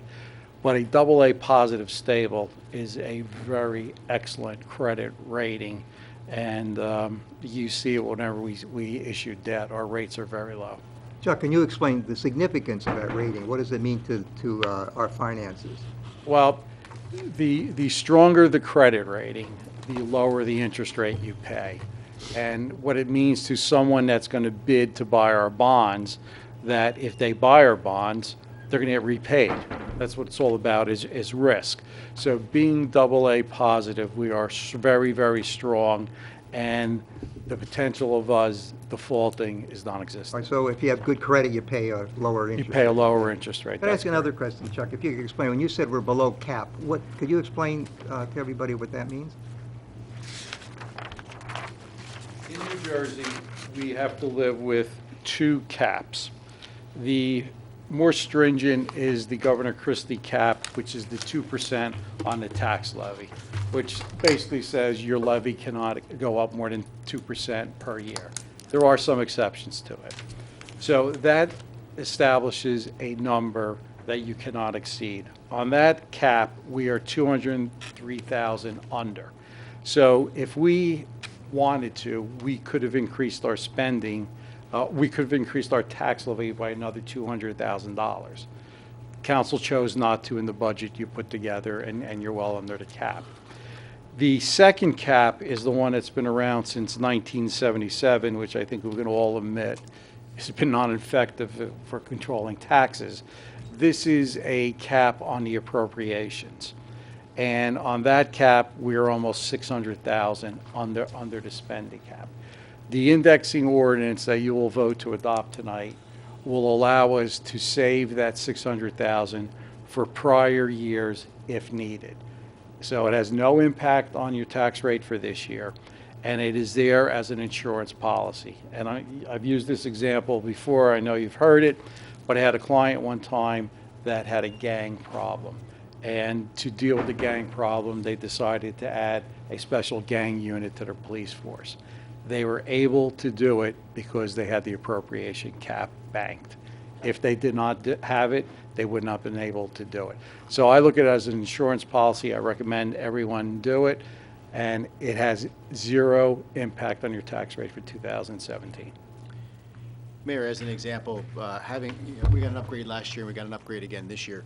I think our permanent funding was 0.9% finance, and our BIN's bond anticipation notes, which are the 5-year notes, were at 1.25%. So it does affect the costs significantly. That's cheap money. That's cheap money. Okay, yeah, no, any questions? So the county budget didn't go down, but because all of the other towns had an increase in ratables and we had decrease in ratables, that's why there's going to be a $60 reduction of the county cost because everybody else went up. When we strike our tax rate, it's on assessed value, which is, for lack of better terms, it was the value of your house when you had the revaluation. Right. The county levy is struck on equalized value, which is real estate values. So if you have a town where real estate values are increasing, or you're adding new ratables, which is happening in some parts of the county, they'll take a bigger percentage of the county tax levy. Because of that, A lot of towns saw a decrease this year, some saw increases, and the county budget was also, there was no increase in the levy dollars. So it was all good for a lot of towns, and we happen to be one of the towns that benefited So from it. Chuck, so the good news is the reduction, but there's an adverse side, a reduction because of the lack of increase in real property values, is that it? Compared to the rest of the county? Well, in our case, we also had the tax appeals. Like Yes. Mr. Heck said, that was $5 of the municipal levy, but it was just because of tax appeals. And it has a bigger effect. When you don't have increased property values, and when you don't have new building and any type of modest increase, it not only affects our budget, we're only like 22% of the budget, but it affects the school budgets too. So by having slow increase in ratables, it helps our budget, but it also helps the schools because they're 52 or 54% of our budget. So it's a good thing that we're getting a reduction, but it's a bad thing why we're getting the reduction. Correct. What I'm seeing, and this is normal pattern, is every time there's been a real estate bust, when the economy starts improving, we start seeing real estate values increase on the counties closer to New York City. So Bergen real estate values is going up, Union County is going up, Hudson County, and it works its way west. I expect, if it's not here already, it will be here soon. But the issue we're fighting, and I've spoken to every assembly person and senator I see, is because of the Highlands, and it has its pluses and minuses, we can't grow. And if that's the rules of the game, that's fine, but for us to be on equal footing with other communities, there has to be an alternate revenue flow coming from Trenton to the Highlands. My opinion only, but I see the towns where I have a lot of rateable growth, and it's much easier to prepare budget and to provide services when you have a larger tax base that's constantly expanding. When you're contracting, it's much, much difficult. Yes. Anyone else? Questions for Mr. Ferriola? Chuck, thank you for coming out. Thank you. You're welcome. Thank you. Here until after the adoption. He's going to stay until after the adoption. Okay. All right, very good. All right, so next on the agenda would be old Ordinance. business, the ordinance. Correct. Exceeding the, establishing the cap bank that the auditor spoke about. Counselor? Yeah, let me get Take it in. Okay.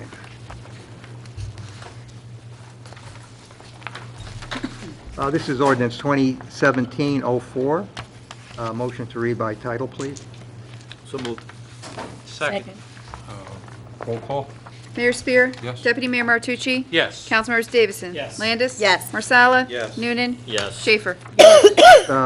Calendar year 2017 ordinance to exceed the municipal budget appropriation limits and to establish a cap bank in accordance with NJSA 48:4-45.14. Mr. Mayor, the matter can be open to the public for comment. Would anybody like to speak on the matter of this ordinance 2017-04 for the establishing the cap bank, or to speak on the budget presentation that we just heard? Well, this is just on the... This is This just is on just the on the ordinance. We'll open up to public at the resolution of the, for the budget? Correct. Okay, very good. Okay. So let's just speak about the cap back ordinance. Anybody wants to speak on that? Please come to the microphone, state your name and address, and for the record. See no one, I move to close. Second. Thank you. Roll call on closing? Mayor Spear? Yes. Deputy Mayor Martucci? Yes. Councilmembers Davison? Yes. Landis? Yes. Marsala? Yep. Noonan? Yes. Schaefer? Yes. All right, be it resolved that ordinance number 2017-04, as read by title, is hereby adopted, and the municipal clerk is directed to publish notice of passage of same in the official newspaper of the municipality. So moved. Second. Any discussion? Okay. Roll call, please. Mayor Spear? Yes. Deputy Mayor Martucci? Yes. Councilmembers Davison? Yes. Landis? Yes. Marsala? Yes. Noonan? Yes. Schaefer? Yes. Okay. Next item associated with passing this budget is a resolution for the self-examination of the budget. Mr. Heck, do you want to take us through this, or? You could just say This that. is something, maybe Chuck could take us through this. This is something that's redone. We have an option of doing one or the other, but you can explain it better. The state of New Jersey has the same budget constraints as we do. So several years ago, they decided not to review every municipal budget every year. And towns are on a 3-year cycle. So this is our year that Trenton is not reviewing our budget. So this resolution states that the CFO has reviewed everything, and we are in compliance with budget law, and we also look at it to make sure we are in compliance. If you didn't pass this resolution, we'd have to send the budget down to Trenton, and then we'd have issues with getting tax bills out late and compliance with checklist and all other stuff that we don't want to deal with, Come so. back with a deficit. There you go. Yeah, Okay. we're in compliance So with moved. we are in compliance with the resolutions. Yes, we are. Okay. So on deputy. It's all on Okay. Debbie. Yes, okay, so do we have a motion on resolution number Make a motion. 2017-107? Bill moved it. I'll second it. Good. Second. Linda moved, I'll second it. Linda and Bill, any discussion? Okay, roll call, please. Mayor Spear. Yes. Deputy Mayor Martucci. Yes. Councilmembers Davison. Yes. Landis. Yes. Marsala. Yep. Noonan. Yes. Schaefer. Yes. Okay, and then next would be resolution number 2017-108, and that is the adoption of the budget. Next is the public hearing on the, Public hearing? Open to first the public hearing. Yeah, Okay. on the budget. All right then, so the budget is now open to the public for Correct. anybody wishing to discuss the budget. Please step to the microphone, state your name and address for the record.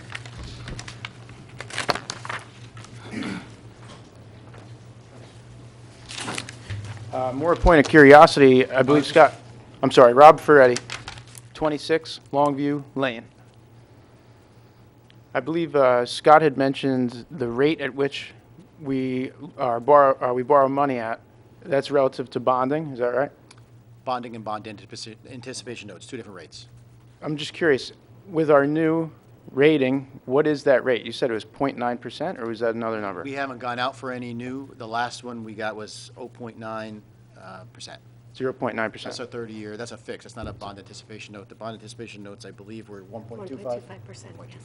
Thank you. You said 0.09%, under 1%, Scott? Yes, under 1%. Yeah. That was a 30-year borrowing, under 1%?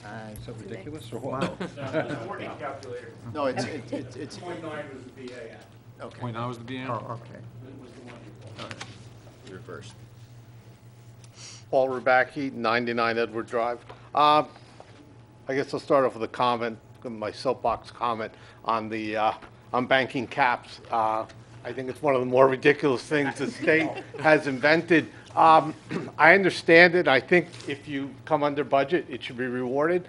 But especially, I think it's more of a problem at the school board level is with the exemption, especially for benefits, the school board and to extent the town benefits because it's banking, it spends more than 2%, but it banks something, which really is fake money because they spend it. And, it's not really fair. So, but the thing is, I wouldn't criticize you for passing the ordinance because you got to play the game. I trust you would criticize us if we went to reach in and spend that money. Yeah. Then Well, because that's everybody at been- this table would have a great deal of difficulty doing so. I think the school board this year, we're going to be looking at a very empty pot in regards to both districts, and I think it's going to be shocking to a lot of people.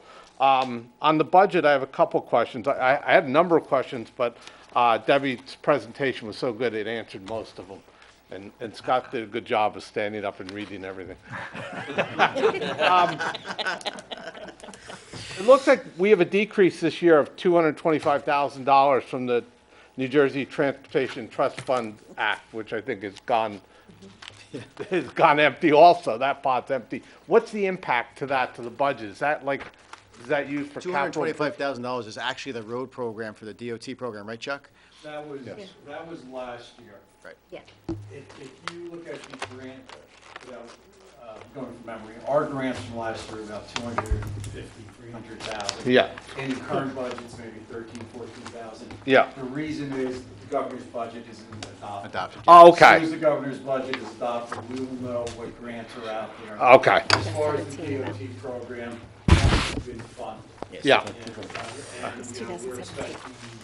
I know we applied for some money, and I think there's some additional monies out. Yeah. So by this time next year, that grant line item will be a lot larger than it currently. Okay.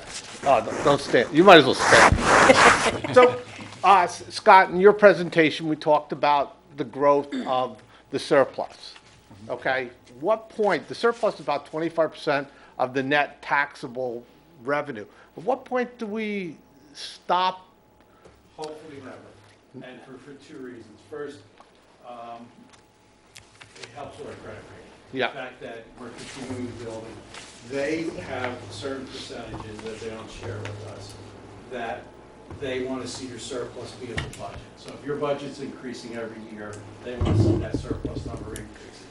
What we do though, is instead of just increasing the surplus and sitting on it, we put more back in every year. So, Yeah.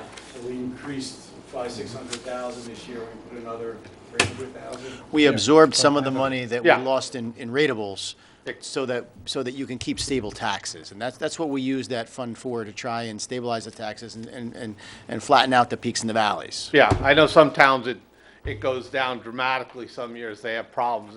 It's good going up. Now, the pension, I know there's a pension payment. Are we current? Do we pay our pension? 100%. Now, the rating agencies are they're focused on that. And our answer is, the liability may be a liability, but we are only obligated to pay the bill that we get from the state. Yeah. So their latest, and this was as of 3 weeks ago, I had a rating. They said, what are the towns doing? He said, well, the towns are aware of it. And frankly, we're in much better financial condition than we were 3-4 years ago. We would like to have the ability to start prepaying down whatever our liability is. Under New Jersey law, currently, we can't do it. Yeah. Number one. Number two, even if we could, pension right now isn't geared to take that. So if we know what our liability is, we want to pay an extra $100,000 to relieve future problems, pension doesn't know where to put it. And legally, we can't. So And we don't know what's going to happen with state pension, and if we completely pay everything, we could be foolish. We tried to prepay. The year that they gave us a pass, I said, forget that, we're going to pay it anyway because the bill comes due sooner or later, but we could not, they wouldn't let us do it. Well, That was that's why I 23 asked, years because ago. I remembered that they said you'd lose aid Yeah. for paying. Do we have if this was a corporation, our financial statements would show an unfunded pension liability? Ours shows it in the notes. It is not booked because of New Jersey. Yeah. And it's based on one of the big accounting firms' projections. Yeah. So projections are like throwing hand grenades. It's a number. It will not be accurate, but it's based on your current employees, their age, when they think you're going to retire, who's going to die, and yeah. So there is a number in the notes of the audit. Okay, thank you. You're welcome. Thank you, Jay.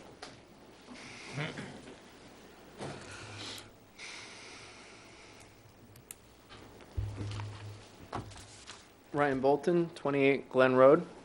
Hopefully a super quick question. Out of the 5%, not 5%, sorry, the $5 that's based on the tax appeals, is there a percentage split between residential appeals and commercial? I would have to pull that out. I don't know that off the top of my head, but yeah, there is, obviously there was some residential, but there was some significant commercial as well. That'd be interesting. Thank you.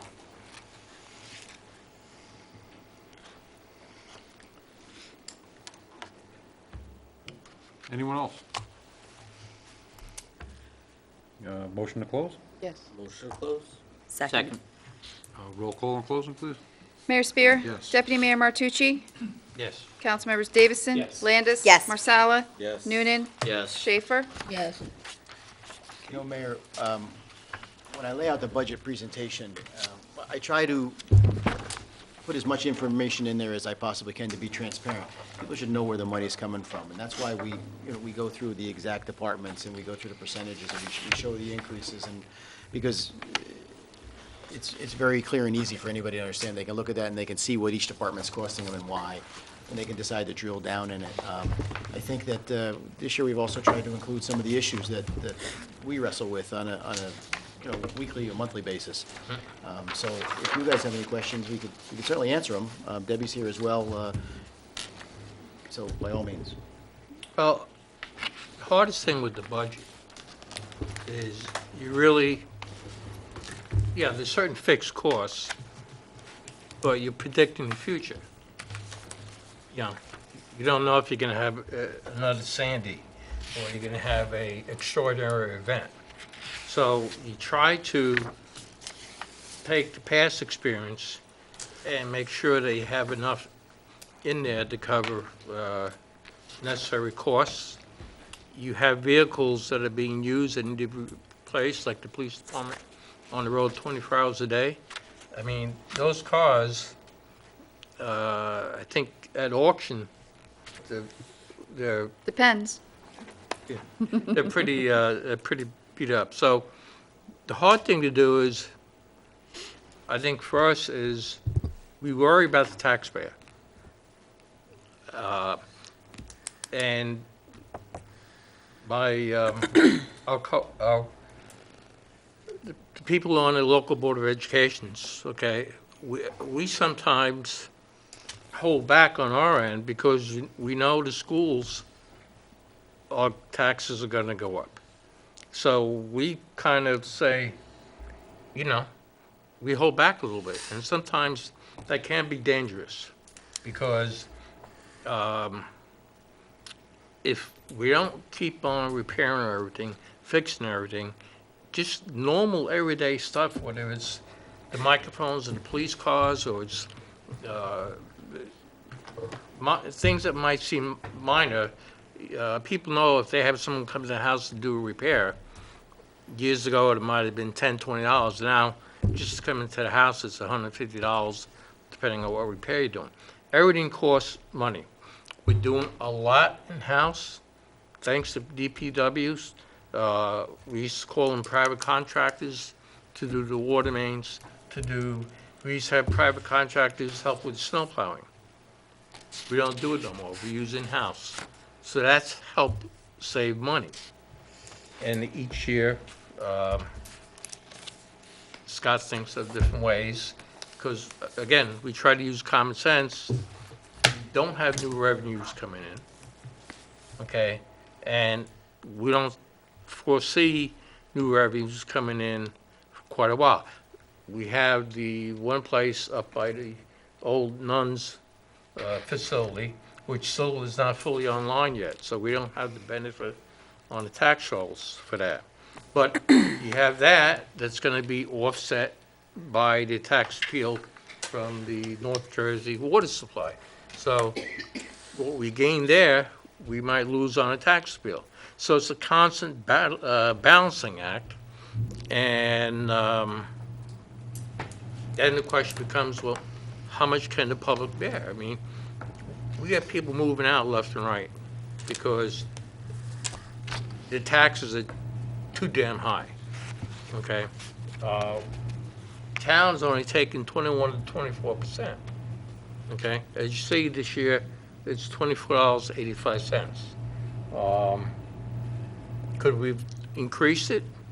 Probably, but we work with Scott.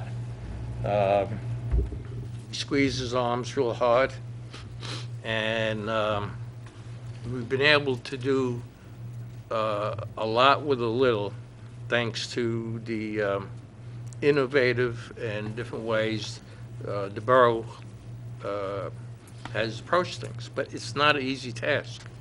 I mean, we can have one catastrophe and could blow this budget out of whack. So we try to make a real hard stab at it and still get everything done, pick up the garbage, plow the streets, keep the fields, sports fields going, and keep everybody happy.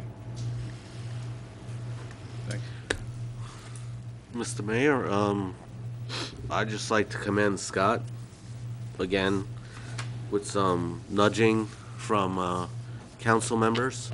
He put, and his departments and Debbie, they put together a great budget again this year.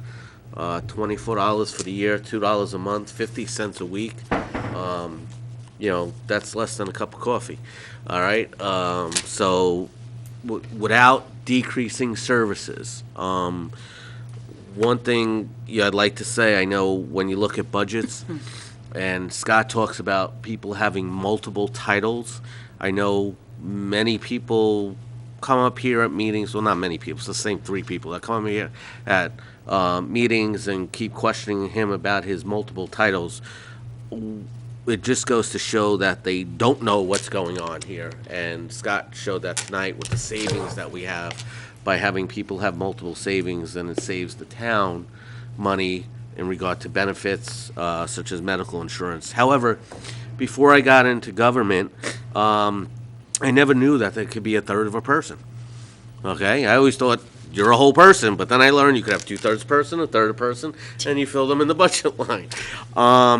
But Jim touched on something that we look at what we've done in budgets in the past and try to apply it in the present budgets. But to build on that, it's not just what we look in the past. It's this council, Mr. Heck, Debbie, Mr. Heck's departments. It's how we not only plan for this budget, and with the help of Chuck, who has been the auditor for way before even I got here, probably even way before Walter got here. So, I don't know, it might have been here when they found the town in 1740. That wasn't very nice, Chuck. But it's the planning for the future. Jim talks about an unexpected event, either Sandy or Irene or a snow event. But we try to plan for those things, and we try to see how this budget, what we do in this budget, how it affects budgets that will come up a year, 2, 3, or 4 from now, okay? And that's a testament to when Mr. Heck became borough manager, he had a certain vision. He had to think of innovative ways to create revenue, came to us as a council. I commend the council, the rest of the council. He had to give them the leeway to come up with these innovative ideas. Kelly has become the ultimate salesperson at our auctions. So these are things, I guess, out of necessity that we've had to do. And I just wanted to commend Mr. Heck on a great, another good budget for the town. And you have to understand, when we're up here, we're residents too, so we pay taxes. And you could ask my wife, I'm kind of cheap. I mean, I thought I was cheap, but Jim's really cheap. I mean, he and we want as low a tax rate as possible in this town. And if you want to know what your municipal tax rate, I know we keep saying 20%, 21% or something, just take 20% of your tax bill, take that out, and the rest of the taxes that you pay are not town taxes, they're school and county taxes. So almost 80% of your bill is for the schools and the county, okay? It's not the municipal rate. And you have to, that's important that you separate those two things. And the other thing is, I think, Scott, you make a great use of the surplus. I remember, ever since I've been on this council, and this is part of our record, Jamie, Linda and I, fiscal responsibility, and you could look back at our record and see how fiscally responsible we are. The low tax increases over the course of the year, sometimes even less, I think, than maybe this year. But I remember that blip on the screen of 4 years when we had the Democrats and using surplus and putting us in debt, so much so that they were looking at rec department accounts to take money out of the rec department and different, the baseball programs and the hockey programs, and use that money to pay for this. So when you're going to start comparing people, just remember that. Sorry, Mayor, somebody put me in campaign mode. All right, yeah. Kim. Mayor, I want to say too, I think Yes, this is ma'am, a please. good budget. I feel it's a fair budget. I feel it's a budget that the residents can live with, and that's what we do. We try to do it that it's fair to everyone. Thank you. Thank you. Thank you. Anyone else? No? Okay. So we need a motion and a second on this Correct. resolution? I think you should move it. Yeah, move. It's the adoption of the 2017 municipal budget, It's resolution. 2017-108. Okay. Moved by Jim. Jim.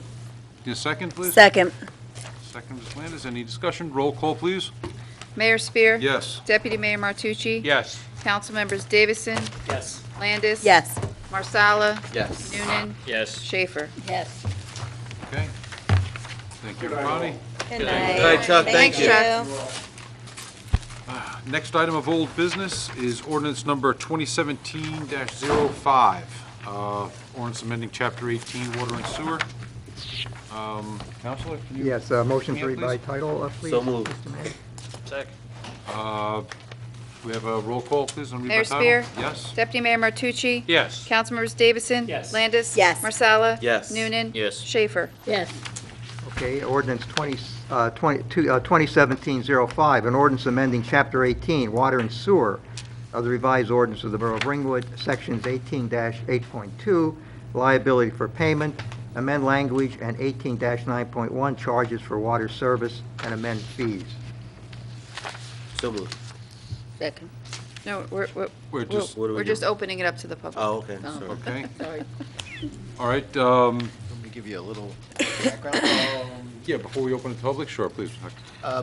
Our water department has some fees that they have been recommending have been changed. We're also doing approximately a 4% rate increase. They haven't done that in a couple of years. And some of the meter costs, some of the other costs haven't been amended, I think, in 8 years. So there's some items, we talked about this a little bit more at the last council meeting. There's a modest increase. We're still significantly below the water rates around us. But this is going to reflect some of our overtime rates and some of our meter costs and so forth, updating them as well as the rate increase. Okay. That being said, the matter now, ordinance number 2017-05 is now open to the public. Any member of the public wishing to speak on this, please come to the microphone, state your name and address for the record, please. My name is Jim Guinan, 62 Walker Drive in Ringwood. I have some handouts. Okay, certainly. I sent that to all of them. Oh, you did? Yes. Okay, so you've seen it already. In looking at the ordinance, I found some wording which could be improved. So I drafted some sections to be improved. First section, in the old ordinance was dealt with sprinklers. Sprinklers are misnomer because lawn sprinklers are different from fire sprinklers. So I recommend that be clarified. The industry standard fire sprinklers are called fire sprinklers. And then I expanded it to call fire protection. The other thing which was confusing was the term standby connection. It is not defined. I couldn't find a definition in Ringwood ordinance. I did find it in the Bloomingdale ordinance, and they referred to it as an unmetered water connection as opposed to your normal water connection. So I added the term unmetered standby connection. These are all highlighted in bold. Also added in terms of fire sprinklers the word standpipes. Although we don't have any large buildings now, standpipes are usually working off the similar connection to the sprinklers. And also added the term, an unmetered standby connection should be used exclusively for fire protection. Any domestic or normal use should go through the meter. Clarify that. And then the meter connection should be charged at the water consumption rates below. So the unmetered standpipe is the one that has the $200 per year. And I have a little notes there, which towns I referred to and how they used it. There's a new item which was added. Non-water customers requesting swimming pools filled, there's a setup fee in addition to the cost of the water of $300. The point is, if you have somebody that's a mile away from your nearest hydrant, $300 would not pay for the work nor the mile of pipe or hose. So I added, there's additional charges for labor and equipment, And the water superintendent may deny any request because it may be impractical. I don't want people to think that they could get $300, you're going to bring water to the other end of the world. So I think that's a good suggestion. And lastly, the section talking about the salary rates was very confusing. It had 3 levels of overtime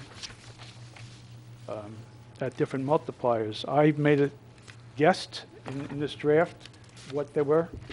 Work outside normal work hours, work on weekends, or work on holidays, but I don't know if that's the right word. And also the table, it was the multiplier times the value, which is already escalated. So it's just requesting some clarifications.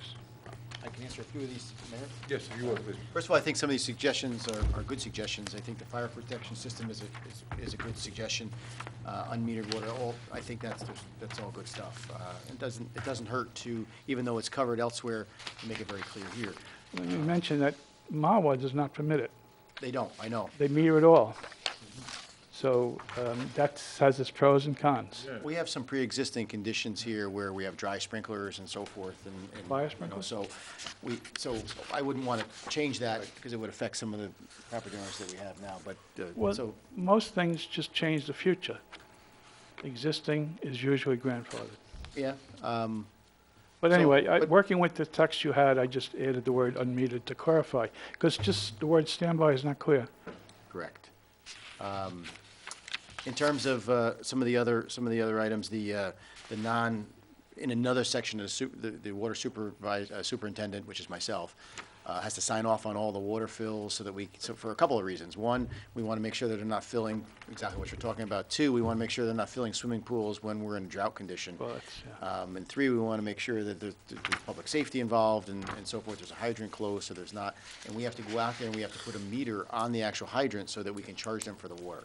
Right. So that's what that setup is for. I don't want anybody to, we already have the water superintendent can deny any request as it is. It never hurts to repeat it, but I have to sign every permit. If you as already it have is. it, you shouldn't repeat it. Yeah, so, well, it's in a different section, but you know. In terms of the salary multiplier, I'm going to tell you that some of the salary, I will look at the union contract. The union contract kind of dictates, based upon what conditions, what charges the employee gets, and that's how they come up with the cost for the individual, whether it's Saturday, whether it's a holiday, whether it's Sunday. They're all different rates depending upon what the union contract says. So that I would have to look at and confirm with the union contract. Right. But I don't think it's as simple as that. But the old wording has 3 different multipliers, doesn't say where they apply.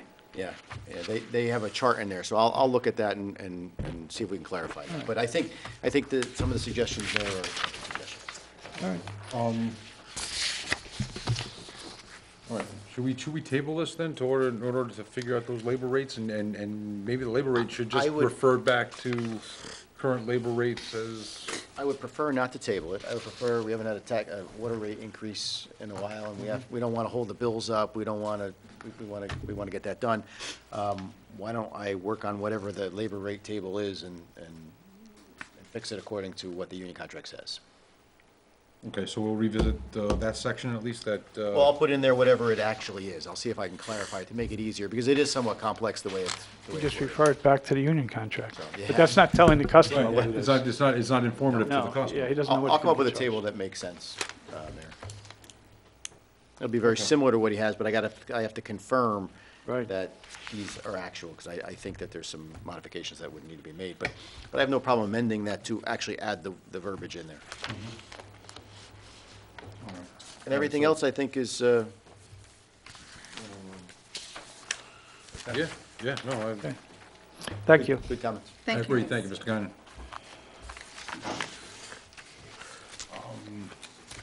Okay, so for the purposes of this evening, I'm going to close the public. anybody else wish to speak on this ordinance? See no one, I move to close. Second.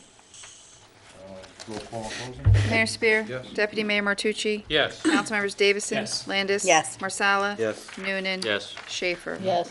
So, Mayor, what I would suggest is that we amend it 18-9.1B as revised, and 18-9.1A 6 as revised. And I will add a salary requirements in 18-9.18. Okay, well, we need an amendment to the ordinance, and there has to be a finding. There's two ways to do an amendment. Number one is to adjourn it and publish the amendment, and then have a hearing. Or secondly, if you conclude that the amendment does not interfere substantially with the intent of the ordinance. I don't think it interferes substantially with the intent of the ordinance. So, No, it's all so clarification. what there would be a motion to amend 2017-05 in accordance with what Scott just said. Be a motion, a second, and a hearing on this amendment. Okay, the public can be heard on this amendment. Then, if you pass the amendment, then you go to the main ordinance as amended. You'll consider passing it as amended. Okay, so there would have to be a motion, a second. Okay. Okay. Got it. All right, on this amendment. Second. And then open to the public before you make your decision on the amendment. Okay, so we have a motion from Councilman Noonan. Roll call.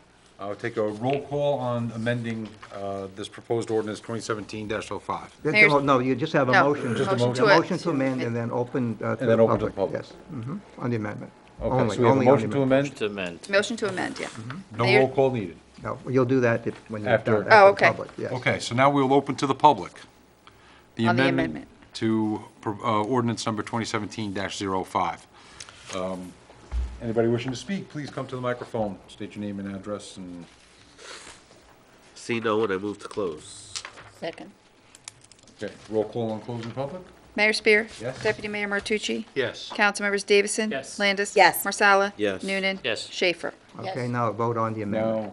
Motion is, do we have a Yeah, motion, we a have a second? motion and A vote on the public, On this amendment, on the amendment. any discussion from the council? Take a roll call vote on amending this ordinance as discussed? Mayor Spear. Yes. Deputy Mayor Martucci. Yes. Councilmembers Davison. Yes. Landis. Yes. Marsala. Yes. Noonan. Yes. Schaefer. Yes. Okay, now there'll be a motion to adopt the ordinance, I'll give it to you. Be it resolved that ordinance 2017-05, as amended, is hereby adopted, and the municipal clerk is directed to publish notice of passage of same with the amendment in the official newspaper of the municipality. Moved. Second. Any discussion? Okay, roll call, please. Mayor Spear. Yes. Deputy Mayor Martucci. Yes. Councilmembers Davison. Yes. Landis. Yes. Marsala. Yes. Noonan. Yes. Schaefer. Yes. You might want to take this so that you understand. I have it. You follow that? I have no. Oh, okay. Thank you. Okay, changing that stuff on the fly is not as easy as it looks. Tried to tell Jim I couldn't do it had to happen here. Okay, very good. That brings us, next item on our agenda is new business. There being none, we will move on to resolutions and approval of the bill list and such. Mr. Heck? Thank you, Mayor. Resolution 2017-109, whereas the Chief Financial Officer has certified the funds are available for the payment of the current bill list in the amount of $274,198.86. Supplemental payments in the amount of $3,280,779.28. And merchant services fees in the amount of $85.31 to be credited to the following accounts for a total of $3,555,063.41, of which $1,833,920 goes to the Ringwood Board of Education, $1,022,311 goes to Lakeland. I'll move it. Second. Discussion? Roll call, please. Mayor Spear. Yes. Deputy Mayor Martucci. Yes. Councilmembers Davison. Yes. Landis. Yes. Marsala. Yes. Noonan. Yes. Schaefer. Yes. Resolution 2017-110, whereas a contract was awarded to RVT Construction on January 20th, 2017 for the construction of the Borough Hall interior hallway painting, contract number 2017-03, in the amount of $12,380. Whereas RVT Construction is submitted and the Borough Engineer concurs with a change order number 1 final in the amount of $700, or plus 5.65% of the original contract, to paint various items that were not included in the original contract amount, including the ramp hallway here, the wainscoting, and the first floor heater. And whereas the Chief Financial Officer has certified the funds are available, and whereas the Borough Engineer has submitted and recommends the final payment in the amount of $13,080 for the work completed, now therefore be it resolved by the Municipal Council to hereby approve change order number 1, final payment in the amount of $13,080 for the Borough Hall interior hallway painting, contract number 2017-03 to RVT Construction of Patterson, New Jersey, be it further resolved, this payment be made subject to the New Jersey Monthly Manning Reports. I will also add that anybody that's walked into the hall in the other building, it's a 3-story hallway. It's not a, they did all the hall, all the railings, all that intricate woodwork. That was a significant project for, I think they were there for 5 days, 6 days. So it was a significant project. So anyway, so I just wanted to add that. We have a motion? So moved. Second. Any discussion? How do they paint those high ceilings Scaffolds, going? right? They had a lot of guys here. They did a put great job. scaffolds up? They primed it, they sanded it, they did an incredible job. I don't know how they did it with that's scaffolding, ladders, crazy. They did it in off hours. They did it on weekends and nights. Yeah, oh, yeah, not when somebody's here. Yeah, no, it was. Possible. Okay, we have a motion and a second. Can I have a roll call, please? Sure. Mayor Spear? Yes. Deputy Mayor Martucci? Yes. Council members Davison? Yes. Landis? Yes. Marsala? Yes. Noonan? Yes. Schaefer? Yes. Okay, next resolution? 2017-111, whereas an emergency contract was awarded to the Van Dunk Lane Emergency Fencing Project. Contract number 2016-12 was awarded to A Better Fence to install a 6-foot permanent galvanized fence with a top rail, 8-foot wide gates at the perimeter of the entire property on December 20th, 2016. And whereas the borough engineer has submitted and recommends final payment in the amount of $35,905 for the work completed. Now therefore be it resolved, the municipal council of the Borough of Ringwood hereby authorizes the final payment in the amount of $35,905 for the emergency contract for the Van Dunk Lane emergency fencing. Contract number 2016-12 to A Better Fence of West Milford, New Jersey. I'll move the motion. We have all the Second. records. Second. No, any discussion? Okay, roll call, please. Mayor Spear? Yes. Deputy Mayor Martucci? Yes. Council members Davison? Yes. Landis? Yes. Marsala? Yes. Noonan? Yes. Schaefer? Yes. Is it, got any gates on there? All gates, yeah, gates at all the access points. 2017-112, whereas a professional service contract was awarded to H2M Inc. on May 12, 2015 for the rehabilitation of the Skyline Drive 792 water tank project. Contract number 2015-102 in the amount of $174,100 for the property survey, present condition evaluation, design, permitting, construction supervision, and construction inspection for the project. Whereas H2M Associates change order number 1 dated May 5, 2016 was approved by the Municipal Council on May 17, 2016, which detailed additional services required to rebid Contract S, the temporary water project, water service, temporary water contract of this project. Change order number 1 increased the contract amount by $7,500, or 4.3%, to $181,600. Whereas H2M Associate Inc. has submitted and the Borough Engineer concurs with change order number 2, dated April 13, 2017, in the amount of $27,300 for the following services required to complete the work. Item number 1, additional work in July and August was due to the discovery of undocumented piping and valves that resulted in modifications during the temporary water service setup. Item number 2, additional work in September was due to residents' concern for a temporary water tank on Briscoe Chase. We relocated that to another location. Additional work in October and November was due to deficiencies in the existing control panel. Item number 4, additional work in October and December was due to the contractor intensifying his work to complete the painting project due to the weather conditions. We let him work a couple extra days a week, and we had to have inspection there. Whereas the change order number 2 increases the contract amount from $174,100 to $208,900, or 19.99% of the original contract. And whereas the Chief Financial Officer has certified that funds are available for this payment for the amended contract. It was a great, successful project. The engineer worked well with us. We had a lot of amendments. We brought the project, it came in under budget. And this is the payment for the engineer for the items that he did in addition to his contract. Why is he just billing us now? Because the work is ongoing, and we probably received the bill a month ago, I would guess. It looks like he got it on April 17th. I'm not sure why he just billed us now, but this is extras, so maybe, I don't know, I can't tell you. I do know that the engineer was out with some surgery, so. Okay. You have a motion from Jim? Second. Second, any discussion? Roll call, please. Mayor Spear? Yes. Deputy Mayor Martucci? Yes. Council members Davison? Yes. Landis? Yes. Marsala? Yep. Noonan? Yes. Schaefer? Yes.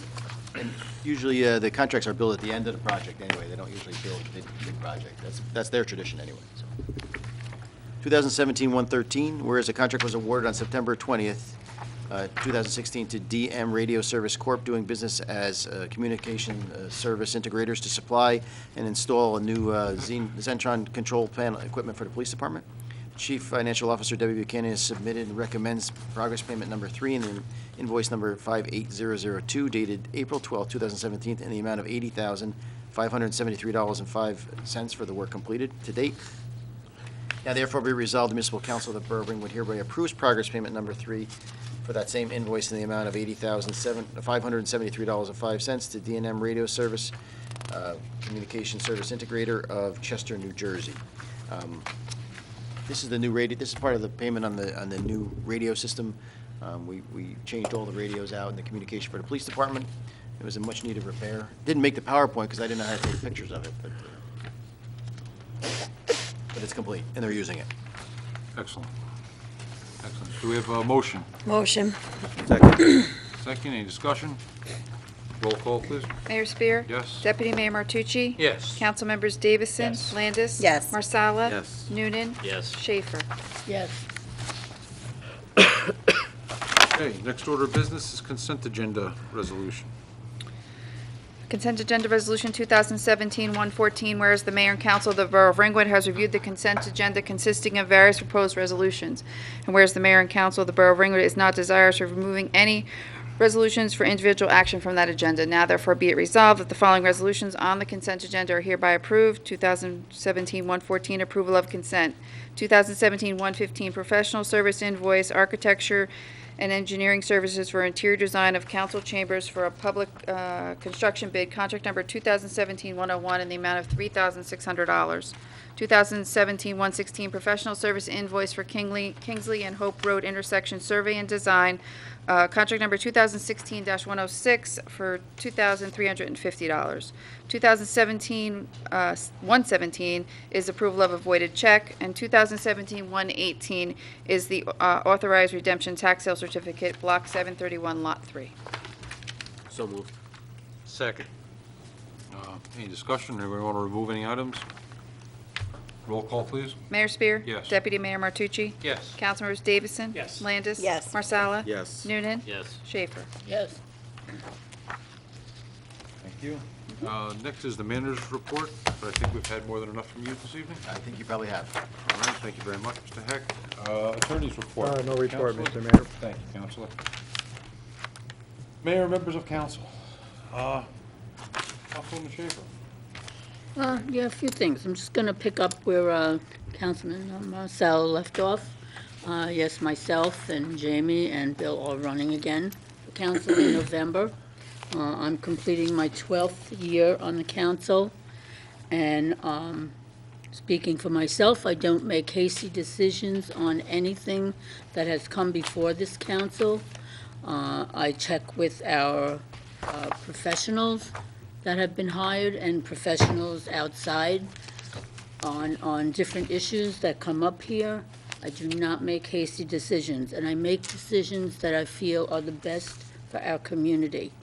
On the other hand, there are a lot of us up here that belong to other organizations. We do a lot of volunteer work other than what we do on this council. We belong to ambulance auxiliaries, we belong to fire departments, we belong to parade committees, we belong to Boy Scout clubs and scoutmasters, a lot of activities we do. We don't just sit up here every other week and make decisions. We're involved in community affairs. And on that note, I'm going to speak about the soup and sandwich luncheon that the ambulance auxiliary is having, which I've been a member for almost 30 years.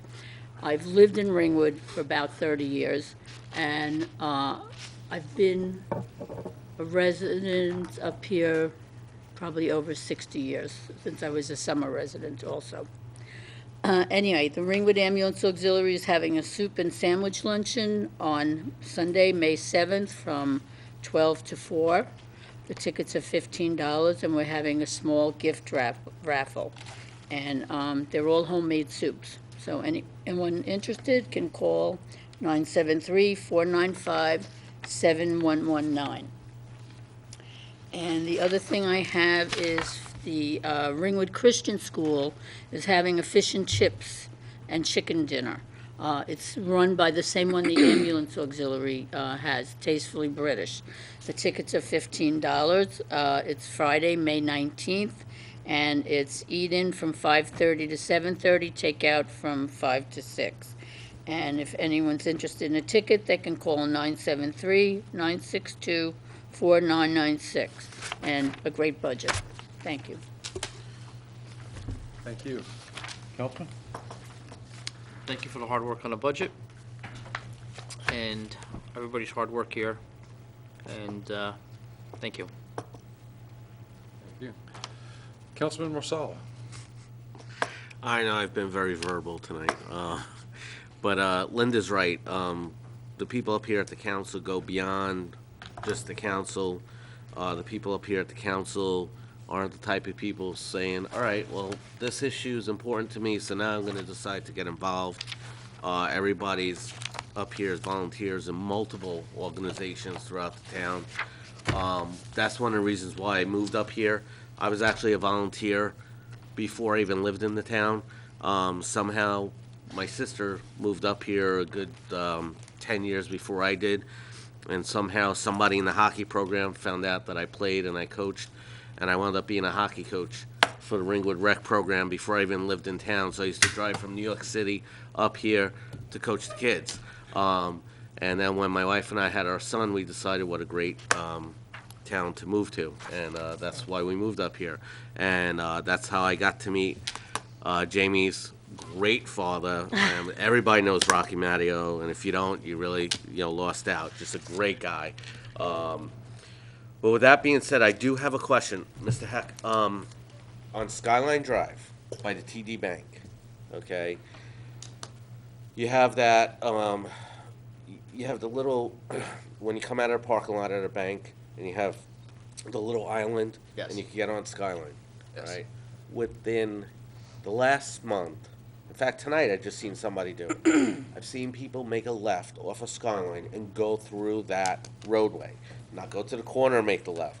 So my concern is somebody's going to be coming out of the bank or out of Maggie's or the Luncheonette or that shopping center, coming onto Skyline, and somebody's going to make a left. Is there any way where either we or if we can contact the county to put a do not enter sign on that? I'll contact the shopping center, because that's actually a shopping center. That's not part of our road That's system. shopping center? That's shopping center. I'll see if Okay. I'll contact them. I think it would behoove us and the shopping center to put a do not enter sign In the on that outgoing area. lane, yeah. Okay. I'll contact them. Councilman Davis? Great job with the budget summary. We detailed and Jim's got a tough committee that oversees it. perfect. Progress. Progress. Councilwoman? Well, since everyone's pitching for the election, I'm also proud to be running with Bill and Linda. I was born and raised here in Ringwood. I'm a product of Ringwood Public Schools and Lakeland Regional. I'm proud of the hard work this council does and know we still have so much more to do. Thank you for a great budget. Our borough does a lot with a little and really should be commended for that. Sure. Mr. Deputy Mayor? Just a couple things. I need some guidance from Scott. Have we ever said that we were against cleaning up the Superfund site? No, I'm not sure I understand. You mean, Well, we're concerned right now about the O'Connor site. We have two other sites that are being currently capped by EPA. And we're basically just talking about the O'Connor site. We're just as interested in getting people's mind cleaned up as everybody else. Correct? correct. As a matter of fact, I think the real issue, I think, and Mayor probably could address this as well, there's 3 sites that are being proposed to be capped. The public, by and large, continues to talk about O'Connor disposal area, but there's 2 other sites that are proposed to be capped that one of them poses a greater risk to the water than certainly O'Connor Disposal Area, the levels in O'Connor Disposal Area. And you heard the EPA talk about it several times, and they put it in writing, and they had it a hearing here where the concern isn't for O'Connor Disposal Area. The concern is that anything that's in O'Connor Disposal Area, traces amounts are coming from the Peters Mine Pit. What the public needs to understand is Peters Mine Pit is a state of New Jersey property across the street from O'Connor Disposal Area. So if you're, when they're coming up saying that they want a total cleanup, that's a little disingenuous, because total cleanup would be Cannon Mine Pit, would be Connor Disposal Area, and it would be Peters Mine Pit. The least impact of all of them is O'Connor Disposal Area, because it's all above the ground. It's not subsurface, whereas the other ones were subsurface. They're all mines. They're all down below. So I think, I think to answer your question, no, you've never said you haven't wanted a cleanup. What the council has been promoting is a responsible decision-making, limiting our exposure, making sure that the property is safe for human health and the environment, and doing what is best, what they do in all other sites, I think statewide and nationally. Does that answer your question? Well, we're concerned about Peters Mine. Yeah, as a matter of fact, I said it before, Mayor said it. We're concerned about the water in Peters Mine. We objected to EPA separating the groundwater from the land AOCs, and they did that for whatever reason. And I think the real issue is, what's happening with the capping or not capping of O'Connor is not the real issue. The real issue is we want to protect the groundwater, and the groundwater is what they're coming out with next. They haven't determined whether they're going to do natural attenuation, whether they're going to pump and treat, how the EPA is going to handle the groundwater, and that's what we all really need to focus on. The second thing is, I've been seeing a lot more dump trucks coming over Skyline Drive. The police regularly are ticketing. Residents are really good about calling when there's a truck overweight on Skyline Drive. Listen, well, I don't know if you all live. We all live with some of the disasters from the Skyline Drive truck accidents, and so we are really serious about enforcing that. And the residents are great about calling when there is one. We either get it in Oakland or we get it on our side. Okay. Last thing is, if you want to have a good time and you want to have a lot of good food, Skyline Lakes Fire Department is having a comedy night this Saturday. Come on out and stop by.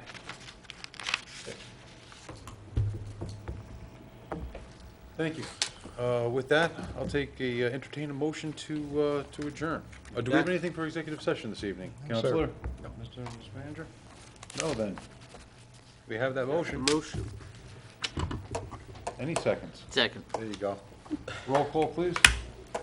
Mayor Sphere. Yes. Deputy Mayor Martucci. Yes. Council members Davison. Yes. Landis. Yes. Marsala. Yes. Noonan. Yes. Schaefer. Yes.